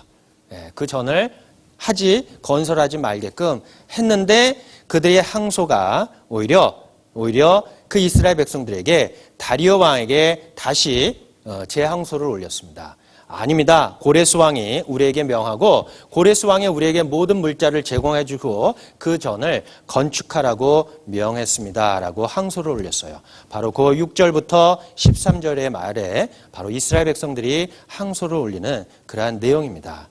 그로 인하여 다리오 왕이 조서를 갖고 와라 라고 했어요. 에스라서 6장입니다. 에스라서 6장 1절입니다. 이에 다리오 왕이 조서를 내려 서적 곳간 곧 바벨론에서 보물을 쌓아둔 곳에서 조사하게 하였더니 메데도 앙메다 궁에서 한 두루마리를 얻으니 거기 기록하였으되 고레스 왕 원년에 조서를 내려 이르기를 예루살렘 하나님의 전에 대하여 이르노리 이 전 곧 제사 드리는 처소를 건축하되 지대를 견고히 쌓고 그 전에 그호는 60규빅으로 광도 60규빅으로 하고. 자, 고레스 왕 원년에 이미 허락했죠. 그래서 이 자기들의 고소한 내용이 오히려 다리오 왕으로 하여금 그 조서를 다시 확인하고 이스라엘 백성들에게 그 성전을 건축하는 그러한 오히려 빌미를 더 줬어요. 그리고 그들을 성을 건축하는 모든 물자들을 제공한다고 그 뒤에 계속해서 기록해 놨습니다. 그로 인하여 이스라엘 백성들이 그 전을 건축하게 시작되는데, 근데 우리가 알다시피 이 성전은 사실 이스라엘 백성들에게 중요한 위치를 갖고 있었습니다. 사실 이 성전은 신앙을 한 곳으로 모아주고 그들의 구심점 역할을 해왔다는 것을 우리는 알 수 있어요. 근데 오히려 그 성전이 파괴되고 무너진다는 것은 그들의 존재의 가치, 그리고 그들로 하여금 정말 구심점이 어디고 주님을 만나고 주님께 제사 드리는 곳이 없어짐으로 인하여 그들은 낭망하기 시작했는데, 그들이 그러한 지경까지 갈 수밖에 없었던 그러한 배경들이 있었어요. 그들은 오히려 마음에 부패해져서 그들 생각에는 우리나라에 하나님의 성전이 있기 때문에 우리는 어떠한 상황이 있을지라도 결코 멸망하지 않을 것이다 라는 그러한 미신적인 그러한 신앙을 갖게 됐다는 거죠. 하나님은 뭐라 그랬습니까? 하늘과 하늘이라도 다 용납지 못하고 정말 이 성전은 다만 하나님께 나아가 제사 드리고 경배하고 하나님과 만나는 장소였지, 그것을 통해서 뭐 이스라엘이 보호를 받고 그것을 통해서 이스라엘이 패역함으로 인하여 그때까지 멸망하지 않는다는 그러한 보장을 해주는 것은 아니었다는 거죠. 근데 그들이 다시 성전을 건축하고 하나님께 돌아오는 것이 그들에게 다시 하나님 중심 그러한 사상으로, 하나님이 그 나라를 다스리는 그러한 사상으로 돌아오는 과정이었기 때문에 그래요. 그래서 그들이 첫 번째 했던 것이 바로 그 예루살렘 성전을 재건하는 일이었습니다. 다시 학개서 1장으로 돌아가겠습니다. 학개서 1장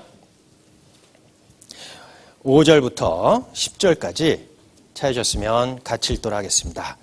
그러므로 이제 나 만군의 여호와가 말하노니 너희가 자기의 소위를 살펴볼지니라.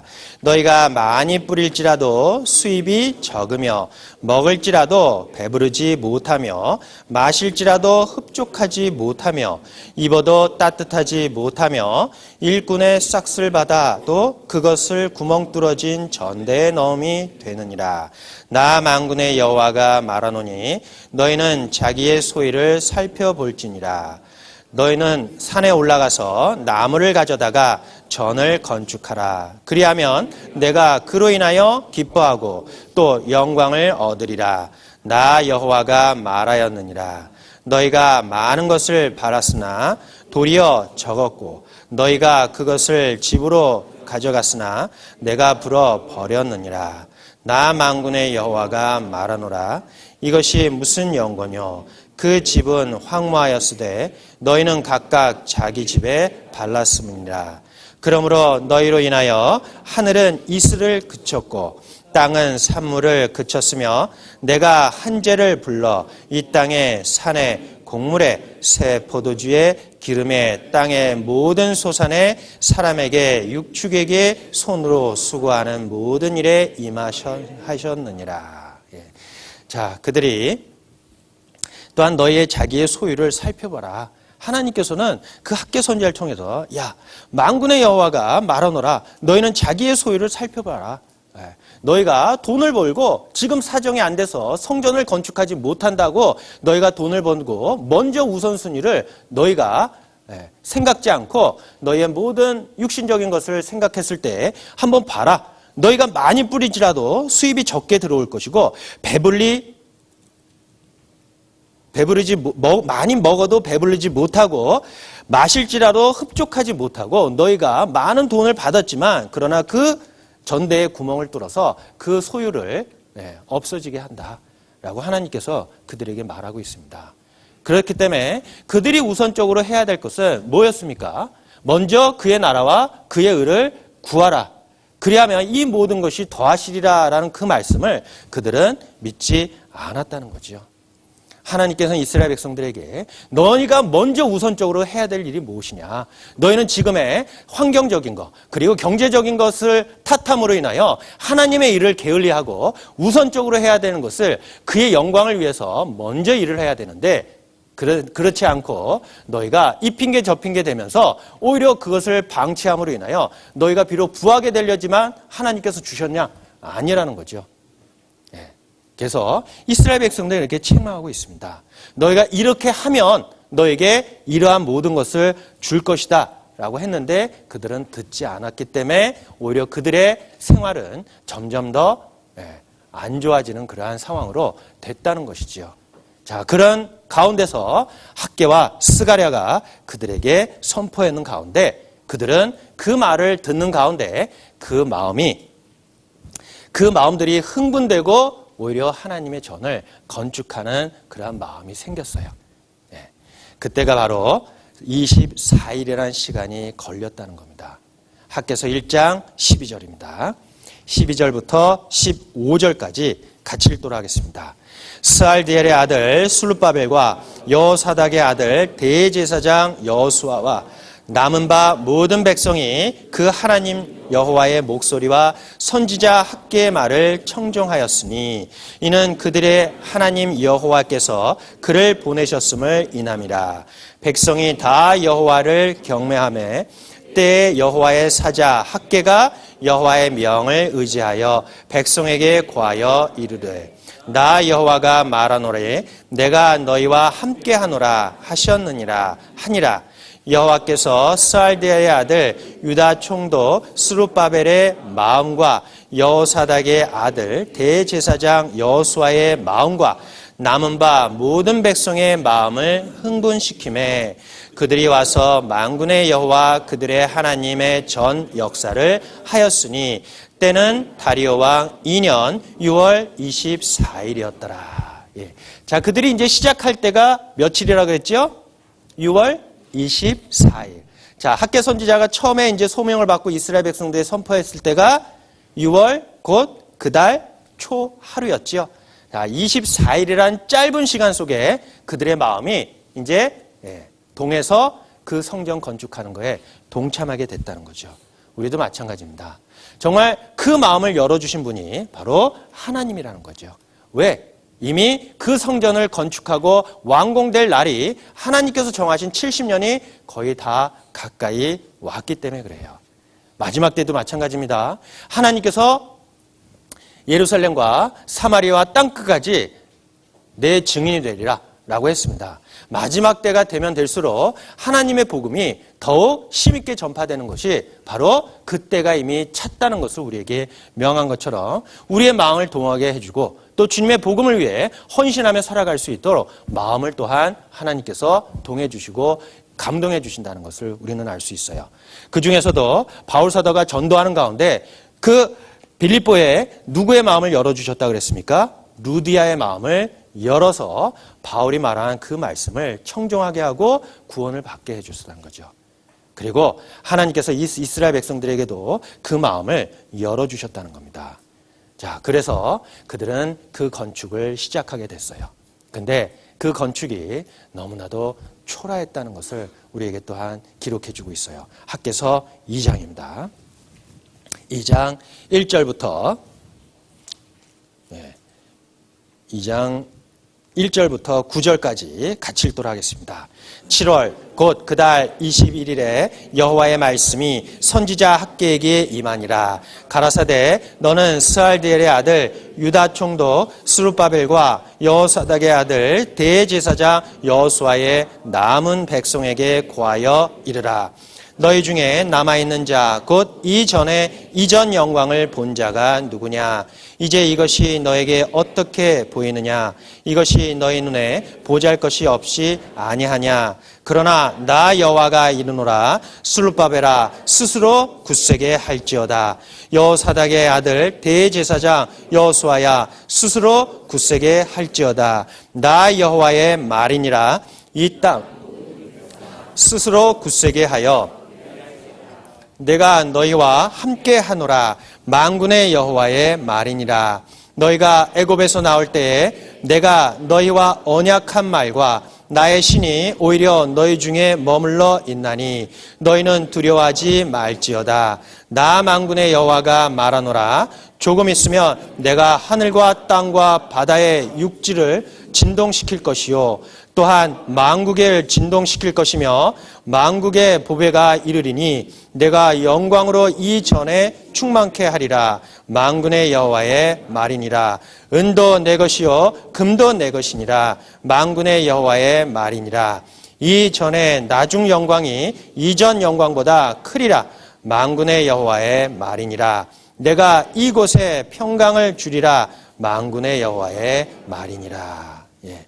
자, 여기에서 하나님께서는 계속해서 만국의 여호와께서 말하노라 라고 하고 있습니다. 만국의 여호와의 말이니라. 만국의 여호와의 말이니라. 계속해서 강조하고 있죠.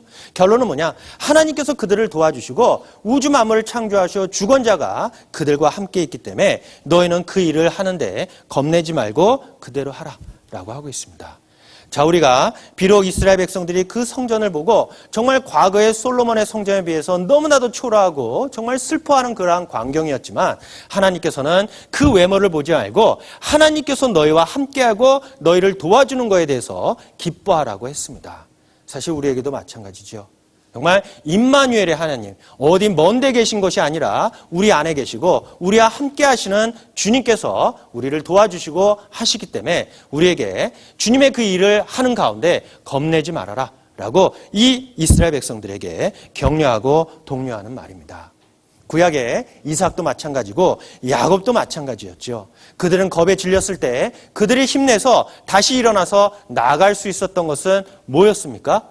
하나님이 그와 함께 하신다는 약속을 그들이 들었을 때 그들은 그 두려움을 떨쳐버리고 앞으로 나아간 것을 우리는 볼 수가 있어요. 창세기 28장입니다.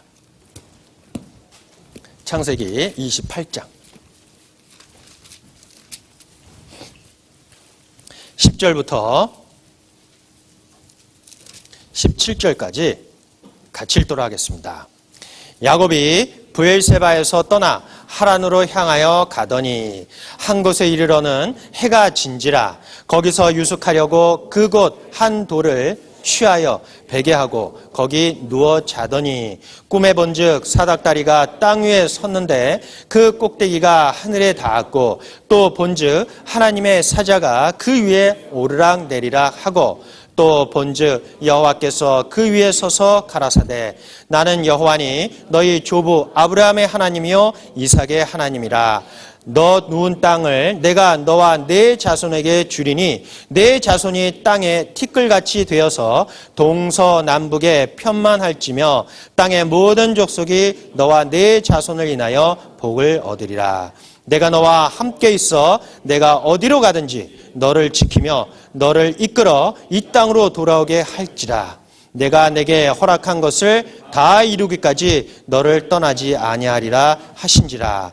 야곱이 잠이 깨어 가로되 여호와께서 과연 여기 계시거늘 내가 알지 못하였도다. 예. 자, 야곱이 겁에 질려 광야에서 누워 잠자고 있었을 때 그는 꿈에 사닥다리가 하늘에서 내려와 천사들이 오르락 내리락 하고 그의 음성을 들린 것이 내가 너와 함께 할 것이다 라고 들었을 때 그는 용기를 내고 하란으로 다시 가게 된 것처럼 우리는 하나님의 일을 가하는 가운데 많은 어려움이 있을 것입니다.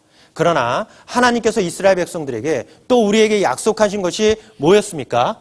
만군의 여호와가 너와 함께 하실 것이다 라는 그 약속을 믿고 우리는 나아가면 됩니다.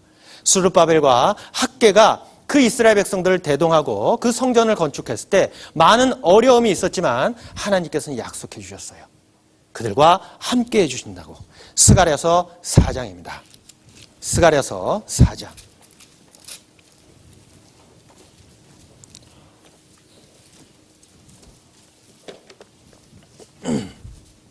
스가랴서 4장 7절입니다.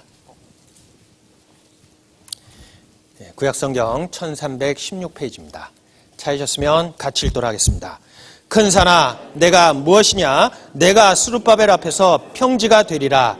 그가 머릿돌을 내어놓을 때에 무리가 외치기를 은총 은총 그에게 있을지어다 하리라 하셨고. 큰 산아 내가 무엇이냐 내가 스룹바벨 앞에서 평지가 되리라. 하나님께서 그를 도와주시고 그들과 함께 하시니까 그들에게 겁내지 말라. 하나님의 역사를 하라. 내가 도와주겠다라는 약속을 그들은 받고 성전을 건축하기 시작됐습니다.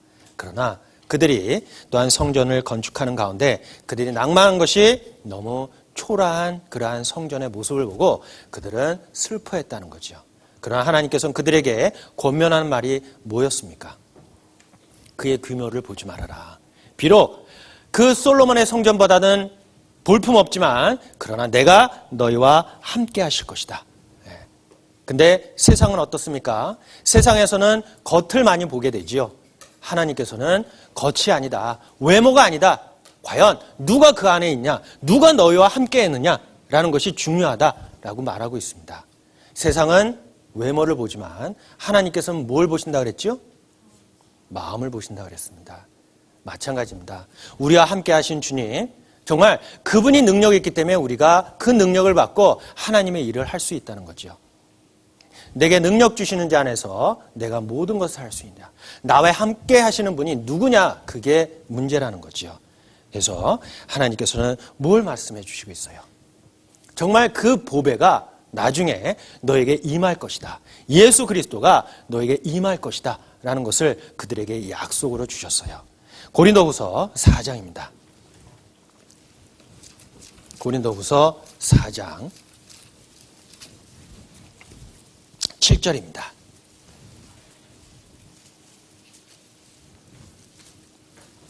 고린도후서 4장 7절. 찾으셨으면 같이 읽도록 하겠습니다. 우리가 이 보배를 질그릇에 가졌으니 이는 능력이 심히 큰 것이 하나님께 있고 우리에게 있지 아니함을 알게 하려 함이라. 자, 우리는 하나의 질그릇에 불과합니다. 능력 주시는 자, 그가 그 보배를 질그릇에 가졌다. 그렇기 때문에 그 능력이 심히 큰 것이 하나님께 있고 우리에게 있지 않다. 임마누엘의 하나님, 우리와 함께 하신 하나님, 그가 우리를 도와주신다고 했기 때문에 우리는 겁낼 것이 없다는 겁니다. 그리고 성전의 외모를 보지 말고 그 안에 과연 누가 와 계시냐, 누가 너희와 함께 계시냐라는 것을 그 이스라엘 백성들에게 권면하는 그러한 말씀이기도 합니다. 자, 이스라엘 그들이 성전 건축하는 그러한 모습을 잠깐 보도록 하겠습니다. 자, 그들이 포로 생활에서 돌아와 솔로몬 성전이 파괴된 지 50년 후 그곳에 제단을 재건하고 다시금 날마다 하나님을 경배하기 시작한다. 자, 그들이 성전을 다시 그 있던 장소에서 말끔히 치워지고 새 성전을 세우기 위하여 기초가 놓여졌다. 백성들은 노래하며 기뻐 찬송을 부르다. 어떤 백성들은 그 성전을 이전 성전으로 간주하였다라고 에스라 3장 7절에서 13절까지의 말씀입니다. 자, 이 성전 공사가 계속되자 그 지역 거주자들, 포로 생활에서 돌아온 사람들 공사를 계속하지 못하도록 방해를 했지요. 방해를 해서 제2성전 공사가 16년 동안 중단되었다는 것도 학개서 1장 2절부터 8절까지의 말씀입니다. 자, 그리고 학개와 스가랴 선지자의 격려를 받고 성전 건축 공사를 다시 계속해서 그 지역 관리들이 이 점에 대해서 불평하지만 다리오 황제의 성전이 건축되어야 한다고 명령했고 또 성전 건축이 4년 후에 드디어 완공되었지요. 자, 완공된 해가 바로 BC 516년입니다. 성전은 기쁨으로 봉헌되고 그곳에서 정기적으로 예배를 드리기 시작했고 이 성전은 거의 500년 동안 존속하였고 또 솔로몬의 성전이나 헤롯 성전보다는 오랫동안 존속했다는 것도 우리에게 말하고 있어요. 비록 성전은 어떻게 됐다고요? 초라했죠. 그러나 존속은 가장 오랫동안 유지됐다는 거예요. 자, 헤롯 성전은 이 스룹바벨 성전은 보수했죠.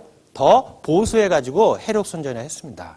근데 그 중에서도 스룹바벨 성전이 바로 제일 볼품 없었지만 그러나 이스라엘 백성 가운데서도 그래도 가장 오랫동안 존속했다고 말하고 있는 것은 하나님께서는 그 규모를 보지 말고 정말 그 안에 하나님이 계시고 하나님이 함께 하시는 것을 그들에게 더 중요하다는 것을 말해주고 있습니다. 우리에게도 마찬가지입니다. 하나님께서는 외모로 사람을 판단하지 말라고 명하고 있어요. 근데 우리는 어떻습니까? 우리는 어때요? 되게 외모를 많이 중요시하지요. 그렇죠? 야고보서 2장입니다. 야고보서 2장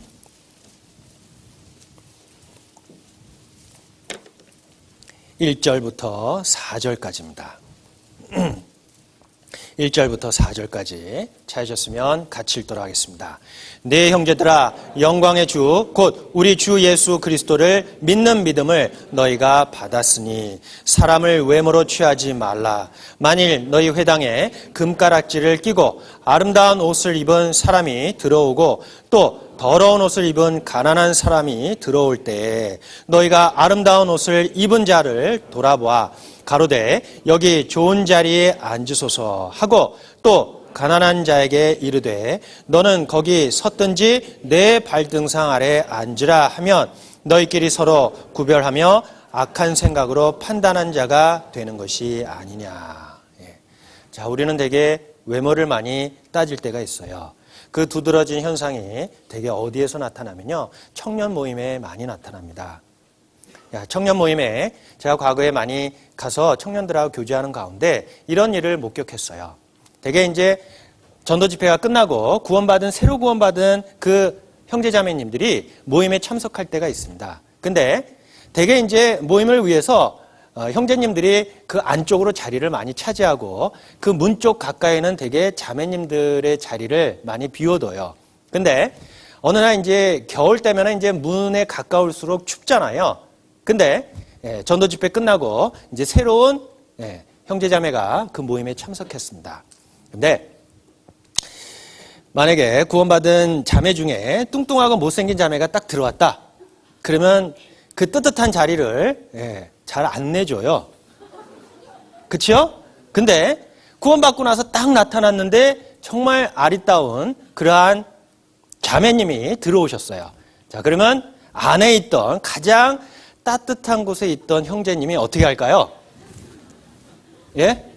일어나서 여기 자리 대펴놨습니다. 그리고 자리를 양보하겠죠? 그게 바로 우리의 모습 아닐까요? 어때요? 요새는 많이 바뀌었을 거라고 생각합니다. 근데 하나님께서는 뭐라 그랬습니까? 외모를 보지 말아라. 못생겨도 괜찮다. 그 마음에 하나님이 얼마나 그 마음에 있는지를 그걸 봐라. 그의 믿음을 보고 그의 하나님을 의뢰하는 마음을 봐라.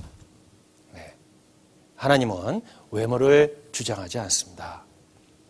사무엘은 정말 외모가 준수했다 그랬죠? 근데 그는 하나님 앞에 버림을 받았어요. 그래서 때로는 사실 못생긴 것이 사실 득이 될 때가 많습니다.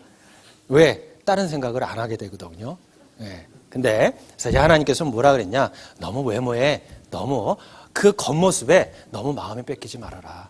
그 안에 누가 있냐? 너희 마음속에 누구로서 꽉 차 있냐? 그것이 중요하다. 외모는 언젠가는 세월이 지나면은 어떻게 돼버립니까? 변하죠? 변합니다. 아무리 이쁘고 아무리 아리따워도 세월이 흐르면 아줌마가 되고 할머니가 돼요. 그 이쁜 피부도 나중에는 쪼글쪼글하게 된다는 거죠. 하나님께서 원하시는 것은 너무 겉모습, 외모에 너무 마음이 뺏기지 말아라. 하나님이 너희와 함께 하시는 것을 그걸로 인하여 기뻐하라 라고 하고 있습니다. 그리고 하나님께서 학개 선지자를 통해서 그들에게 권면하는 것이 바로 무엇입니까? 학개서 2장입니다. 학개서 2장 19절입니다.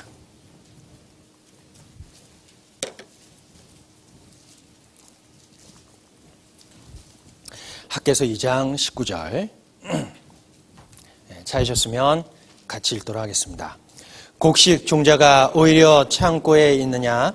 포도나무, 무화과나무, 석류나무, 감람나무에 열매가 맺지 못하였느니라. 그러나 오늘부터는 내가 너에게 복을 주리라. 자, 그들이 많은 여러 가지 그러한 자연적인 재해를 당하고 더 궁핍한 가운데 그들이 성전을 재건하는 일에 동참했을 때 하나님께서 뭐라고 말했습니까? 너희가 그전에 이러한 재앙이 있었지만 그러나 오늘부터는 내가 너에게 복을 주리라 라고 하고 있습니다. 결론은 그들에게 요구한 것이 뭐였습니까? 순종이었죠.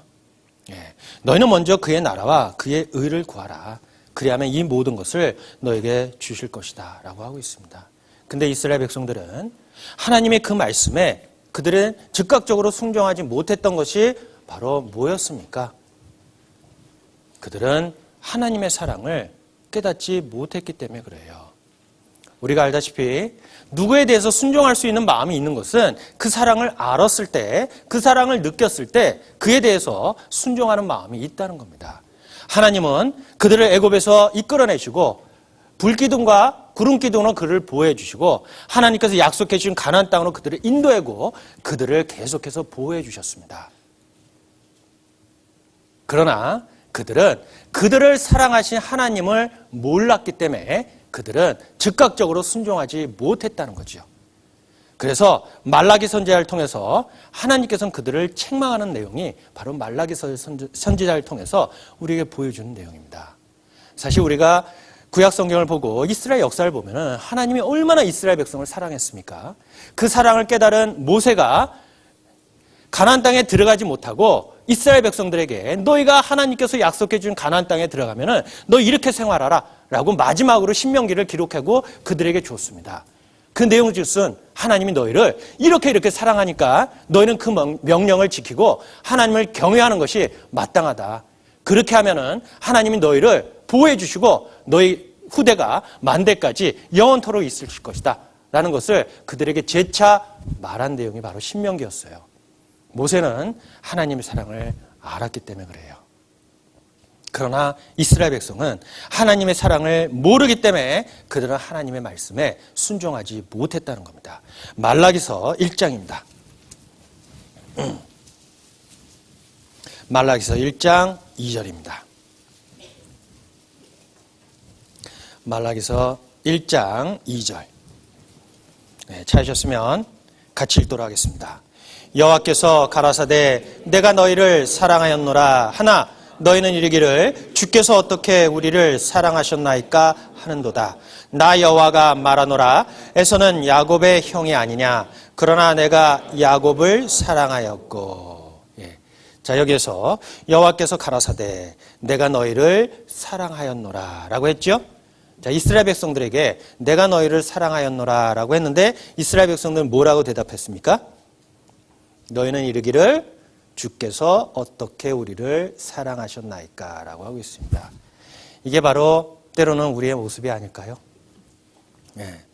이스라엘 백성들이 즉각적으로 하나님의 말씀에 순종하지 못했던 것은 하나님은 그들을 사랑하고 인도해 주시고 보호해 주신 것을 그들은 몰랐기 때문에 그래요. 그래서 하나님께서는 내가 너희를 이렇게 사랑했다. 그러나 이스라엘 백성들은 주께서 우리를 어떻게 사랑하셨습니까? 오히려 하나님 앞에 대들었어요. 그로 인하여 하나님께서는 말라기 선지자 이후에 400년 동안 아무런 말도 안 하고 침묵을 지켰죠. 마치 우리도 철들기 전에 부모님들에게 반항할 때가 있었어요. 내 친구를 보니까 이것도 있고 저것도 있고 저것도 있고 이것도 있어요. 근데 내 자신을 보니까 이것도 없고 저것도 없고 이것도 없고 저것도 없어요. 그러다가 부모들은 나한테 요구하는 것이 많아요. 왜 이거 안 하냐 저거 하냐나 요구사항이 많지요. 그랬을 때 부모님들에게 철 없을 때 대들은 데가 있었죠. 어떻게 대들입니까? 이것도 못 해주고 저것도 못 해주는데 왜 날 낳으셨나요? 라고 대들어요. 그럼 부모님들이 어떻게 대답합니까? 대답을 안 하지요. 그냥 한번 쳐다보고 그냥 등 돌리고 가시죠. 하나님이 이스라엘 백성들이 바로 그러한 모습입니다. 태어나서 그 어린 핏덩어리를 씻기고 감싸주고 돌봐주고 하는 가운데 키워놨는데 오히려 그 은혜와 사랑을 깨닫지 못하고 대드는 그러한 페류나의 모습과 이스라엘 백성들의 그러한 모습이 마찬가지였어요. 하나님은 거기에 대해서 설명할 필요가 없었습니다. 어떻게 했죠? 몸소 보여줬죠. 하나님이 세상을 이처럼 사랑하사 독생자를 주셨으니 이는 저를 믿는 자마다 멸망치 않고 영생을 얻게 하려 함이라 라고 몸소 친히 보여줬습니다. 내가 너희를 이렇게 사랑했다 라고 말할 필요가 없었어요. 자, 학개 선지자를 통해서 이스라엘 백성에게 권면하고 있습니다. 왜 너희는 즉각적으로 하나님 말씀에 순종하지 못하냐? 그것은 하나님에 대해서 하나님께서 문제가 있는 것이 아니라 너희 마음속에 문제가 있다. 하나님은 너희를 보호해 주시고 너희를 양육해 주시는 가운데 너희를 이끌어 주시고 하지만 너희는 그 사랑을 깨닫지 못했다. 왜? 너희 눈은 이 세상 것 그리고 우상에 대해서 주변에 있는 나라에 대해서 너희 눈이 팔렸기 때문에 그렇다. 마치 우리에게도 마찬가지입니다. 오늘이라는 시간, 내가 지금 살아있는 시간 주님의 은혜와 사랑이 아닙니까? 그러나 우리는 이것도 없고 저것도 없습니다. 나한테 이것을 해주면 내가 이렇게 하겠습니다. 라고 하나님 앞에 요구할 때가 많지요. 그것은 즉각적으로 순종하지 못한 것은 내 마음에 하나님의 사랑을 깨닫지 못했기 때문에 그래요. 바울은 하나님의 사랑을 깨달았습니다. 그가 뭐라고 했습니까? 그 그리스도의 사랑이 우리를 강권하시는도다. 라고 고린도후서 5장에 기록해 있어요. 하나님의 사랑이 우리를 강권하시다.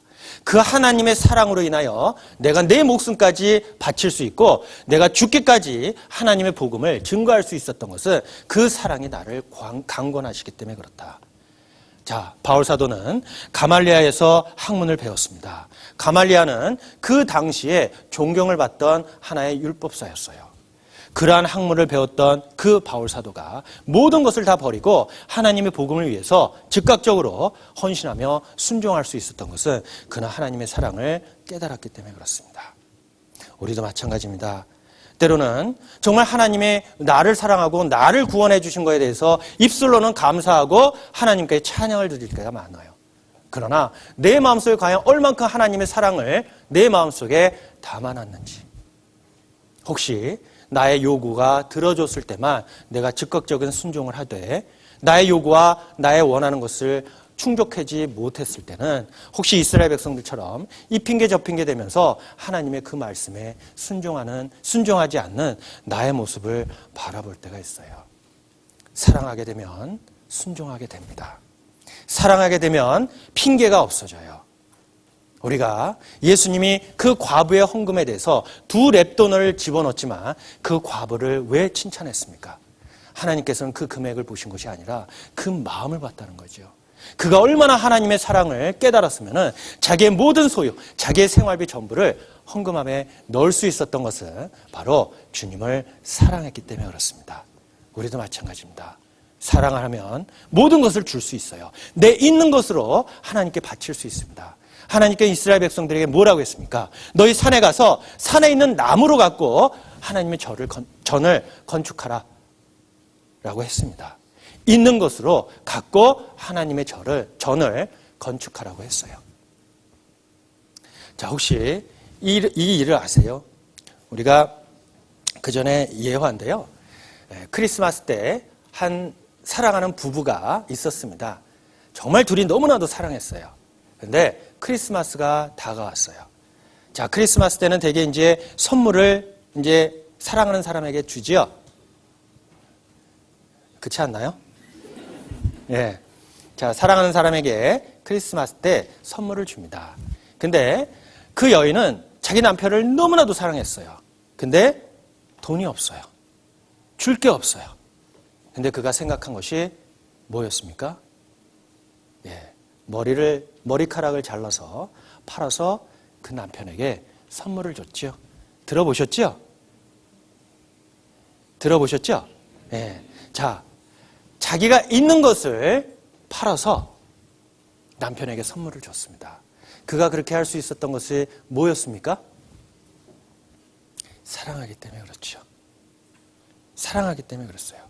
그 전에 그 남편이 그를 얼마나 사랑했는지를 그가 알고 있었기 때문에 그렇습니다. 그렇기 때문에 그가 있는 것으로 아무것도 없지만 그러나 자기가 있는 것으로 선물을 주기를 원했던 것처럼 하나님께서도 그 사랑을 먼저 우리에게 베풀어 주시고 우리로 하여금 하나님께 순종하고 또 하나님께 바치라고 합니다. 하나님의 말씀을 잘 듣고 하나님의 그러한 말씀에 순종했을 때 하나님께서는 더 좋은 거를 주시고자 먼저 우리에게 순종을 요구하고 있어요. 근데 내가 즉각적인 순종을 못하는 것은 내 마음에 하나님의 사랑을, 주님의 사랑을 담지 못했기 때문에 그렇습니다. 그래서 핑계를 대기 시작해요. 이스라엘 백성들과 마찬가지죠. 근데 우리는 하나님의 주권을 우리는 잊었을 때, 이 세상의 주권자가 누구라는 것을 잊었을 때 우리는 순종하지 않고 또한 그 말씀에 즉각적인 순종을 하지 않을 때가 있습니다. 자, 하나님께서는 이스라엘 백성들에게 명했습니다. 너희가 많은 것을 얻기를 원하지만 너희가 왜 얻지 못하고 너희가 생각하기는 이만큼 얻어야 되지만 그러나 그 절반밖에 얻지 못하는 것은 무엇이냐? 이 세상 주권자가 바로 누구라는 것을 먼저 인식하라는 거예요. 마태복음 10장입니다. 마태복음 10장.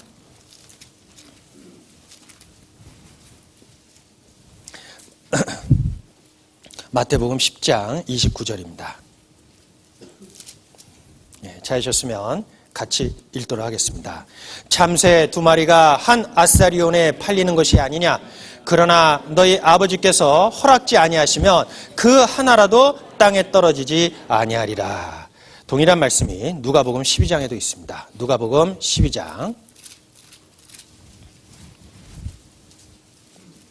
6절입니다. 누가복음 12장 6절 찾으셨으면 같이 읽도록 하겠습니다. 참새 5이 아사리온 2에 팔리는 것이 아니냐.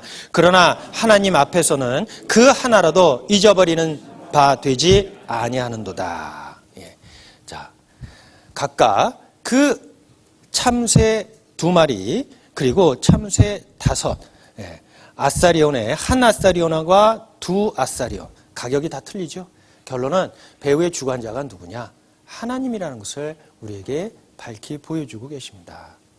그렇기 때문에 우리가 하나님으로 인정하고 주권자로 인정하고 나를 얼마나 사랑했다는 것을 알았을 때 주님은 사실 우리에게 더 좋은 것을 주시기 위해 또한 순종을 요구할 때가 있어요. 그래서 주라, 그리하면 주실 것이요. 먼저 해봐라. 그리하면 너에게 이런 것을 주겠다라고 하고 있습니다. 말라기 3장입니다. 말라기서 3장 10절입니다.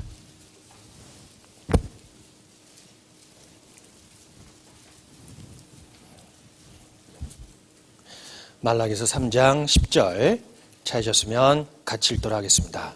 만군의 여호와가 이르노라. 너희의 온전한 11조를 창고에 들여 나의 집에 양식이 있게 하고 그것으로 나를 시험하여 내가 하늘문을 열고 너에게 복을 쌓을 곳이 없도록 붙지 아니하나 보라. 만군의 여호와가 이르노라. 너희는 온전한 11조를 창고에 들여 나의 집에 양식이 있게 하고 그것으로 나를 시험하여 보라. 먼저 해봐라. 하나님께서는 더 좋은 걸 주시고자 이미 준비해놨다.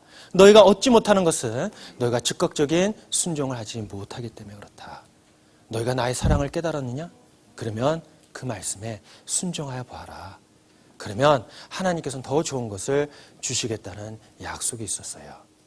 자, 우리는 육신적으로도 우리의 부모들을 우리는 믿고 따릅니다. 어렸을 때 우리가 부모님들에게 가장 많이 들었던 말이 있었지요. 어떤 말이지요? 부모님들에게 가장 많이 들었던 말. 어떤 말입니까? 다들 안 들으셨어요?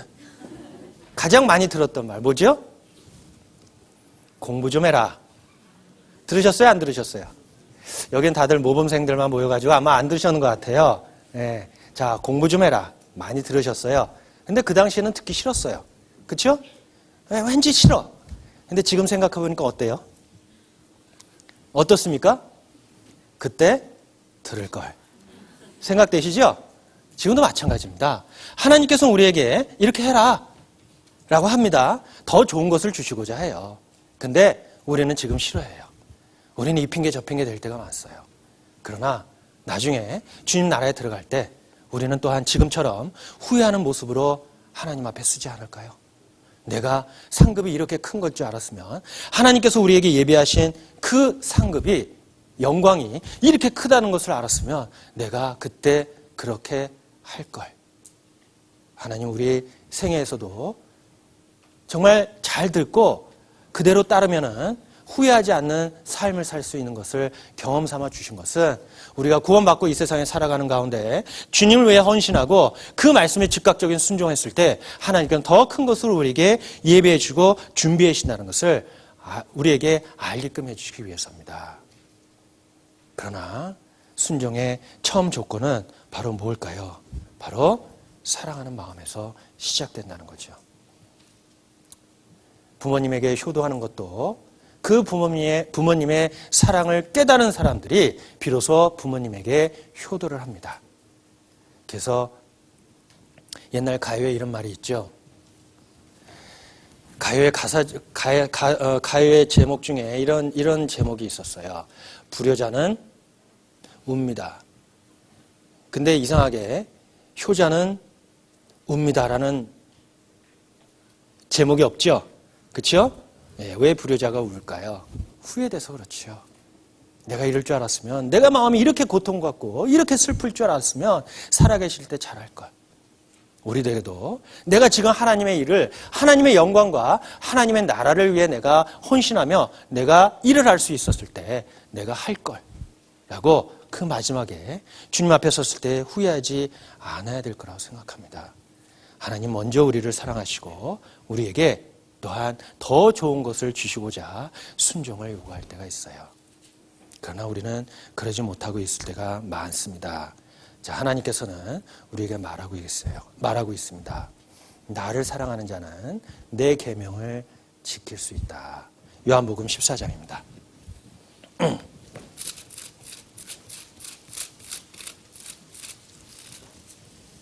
요한복음 14장 15절입니다. 요한복음 14장 15절. 네, 찾으셨으면 같이 읽도록 하겠습니다. 너희가 나를 사랑하면 나의 계명을 지키리라.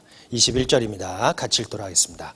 나의 계명을 지키고 나를 사랑하는 자니 나를 사랑하는 자는 내 아버지께 사랑을 받을 것이요 나도 그를 사랑하여 그에게 나를 나타내리라. 자, 나의 계명을 가지고 지키는 자라야 나를 사랑하는 자니. 결론은 하나님의 그 말씀에 순종하지 못하는 사람들은 어떤 사람이라고요? 하나님을 사랑하는 사람입니까? 사랑하지 않는 사람입니까? 사랑하지 않는 사람이죠. 자, 나를 사랑하면 너희가 나를 사랑하면 나의 계명을 지키리라. 하나님께서는 지키라고 하는 것은 더 좋은 것을 주시고자 하기 때문에 그렇습니다.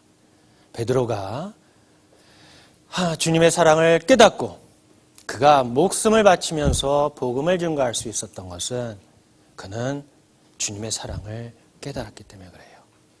자, 비겁한 베드로, 주님을 부인했던 베드로, 그가 주님이 자기를 얼마나 사랑하셨던 것을 깨달았을 때 그때부터는 두말할 필요가 없었어요. 요한복음 21장 15절. 요한복음 21장 15절입니다. 찾으셨으면 같이 읽도록 하겠습니다. 저희가 조반 먹은 후에 예수께서 시몬에게 이르시되 요한의 아들 시몬아 내가 이 사람들보다 나를 더 사랑하느냐 하시니 가로되 주여 그리하외다. 내가 주를 사랑하는 줄을 주께서 아시나이다. 가라사대 내 어린 양을 먹이라 하시고. 자, 요한의 아들 시몬아 내가 이 사람들보다 나를 더 사랑하느냐라고 묻고 있습니다. 베드로는 대답할 필요가 없었죠. 그는 진짜 하나님의 사랑을 이 마음에 깨닫고 정말 하나님의 사랑이 얼마나 크다는 것을 알았기 때문에 그렇습니다. 그는 자기의 목숨을 아끼지 않고 주님의 복음을 위해 헌신하며 죽기까지 선교를 했습니다. 하나님은 오늘 우리에게도 물어보시고 계십니다. 내가 나를 사랑하느냐? 그러면 하나님의 말씀을 순종하고 그대로 해라. 네가 나를 사랑하면 내 계명을 지킬 수 있다라고 우리에게 반문하고 계십니다. 이스라엘 백성 하나님의 사랑을 깨닫지 못함으로 인하여 이 핑계 저 핑계 대고 하나님의 그 나라와 영광을 위해 우선적으로 해야 됐던 것을 그들은 미뤘습니다. 우리의 모습이 이스라엘 백성처럼 되지 않고 또 정말 하나님의 은혜와 사랑을 많이 깨달은 만큼 그 말씀에 순종하는 모습으로 나머지 때를 살아갔으면 합니다. 하나님은 우리에게 더 좋은 것을 주시고자 우리에게 말하고 있습니다. 내가 나를 사랑하느냐. 순종의 조건은 뭐지요? 사랑이죠. 강요는 안 되죠. 내 마음속에 순종한 마음이 없습니까? 주님의 사랑을 더욱 깨닫고 내 마음속에 더 많이 품을 수 있도록 주님 도와주시고 인도해 주시옵소서. 내가 사랑을 깨달은 만큼 주님을 따라가는 발걸음 더욱 순종하고 따라가는 발걸음 결코 힘들지 않을 거라는 것을 우리에게 가르쳐주고 있습니다. 그래서 포로 귀환 이후 첫 번째 나타난 그 학계 선지자를 통해서 이스라엘 백성들에게 그 성전 건축을 독려하고 그 성전을 완성하고 하나님께 영광을 돌린 것처럼 우리에게도 오늘 학계 선지자를 통해서 우리에게 독려하고 말씀해 주시고 있습니다. 먼저 우리에게 해야 될 것이 무엇이냐?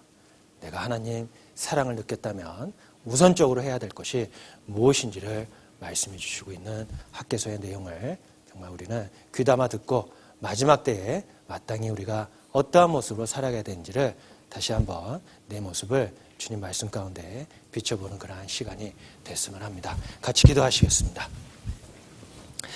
언제나 저희를 사랑하시는 자비로우신 하나님 아버지 감사합니다.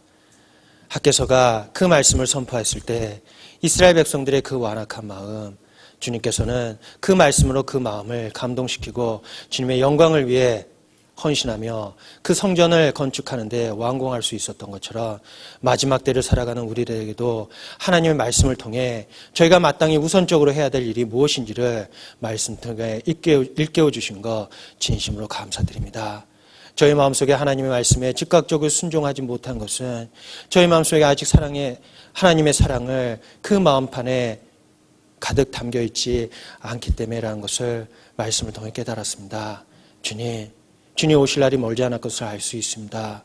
더욱 주님 말씀 가운데 더욱 주님이 우리를 얼마나 사랑하는 가운데 내 마음을 열어놓고 또한 그 사랑에 매여 주님이 말씀하신 그 말씀에 순종하며 나머지 때를 살아갈 수 있도록 주님 도와주시옵소서. 글로 저희를 통해 주님 홀로 영광 받으시고 더욱 주님의 나라가 저희를 통해 더 많은 사람들에게 선포되고 증거될 수 있도록 주님 도와주시옵소서. 모든 것 다 주님께 의지하고 부탁드리며 언제나 저희를 사랑하시는 고마우신 예수님의 이름으로 감사하며 기도드렸습니다. 아멘.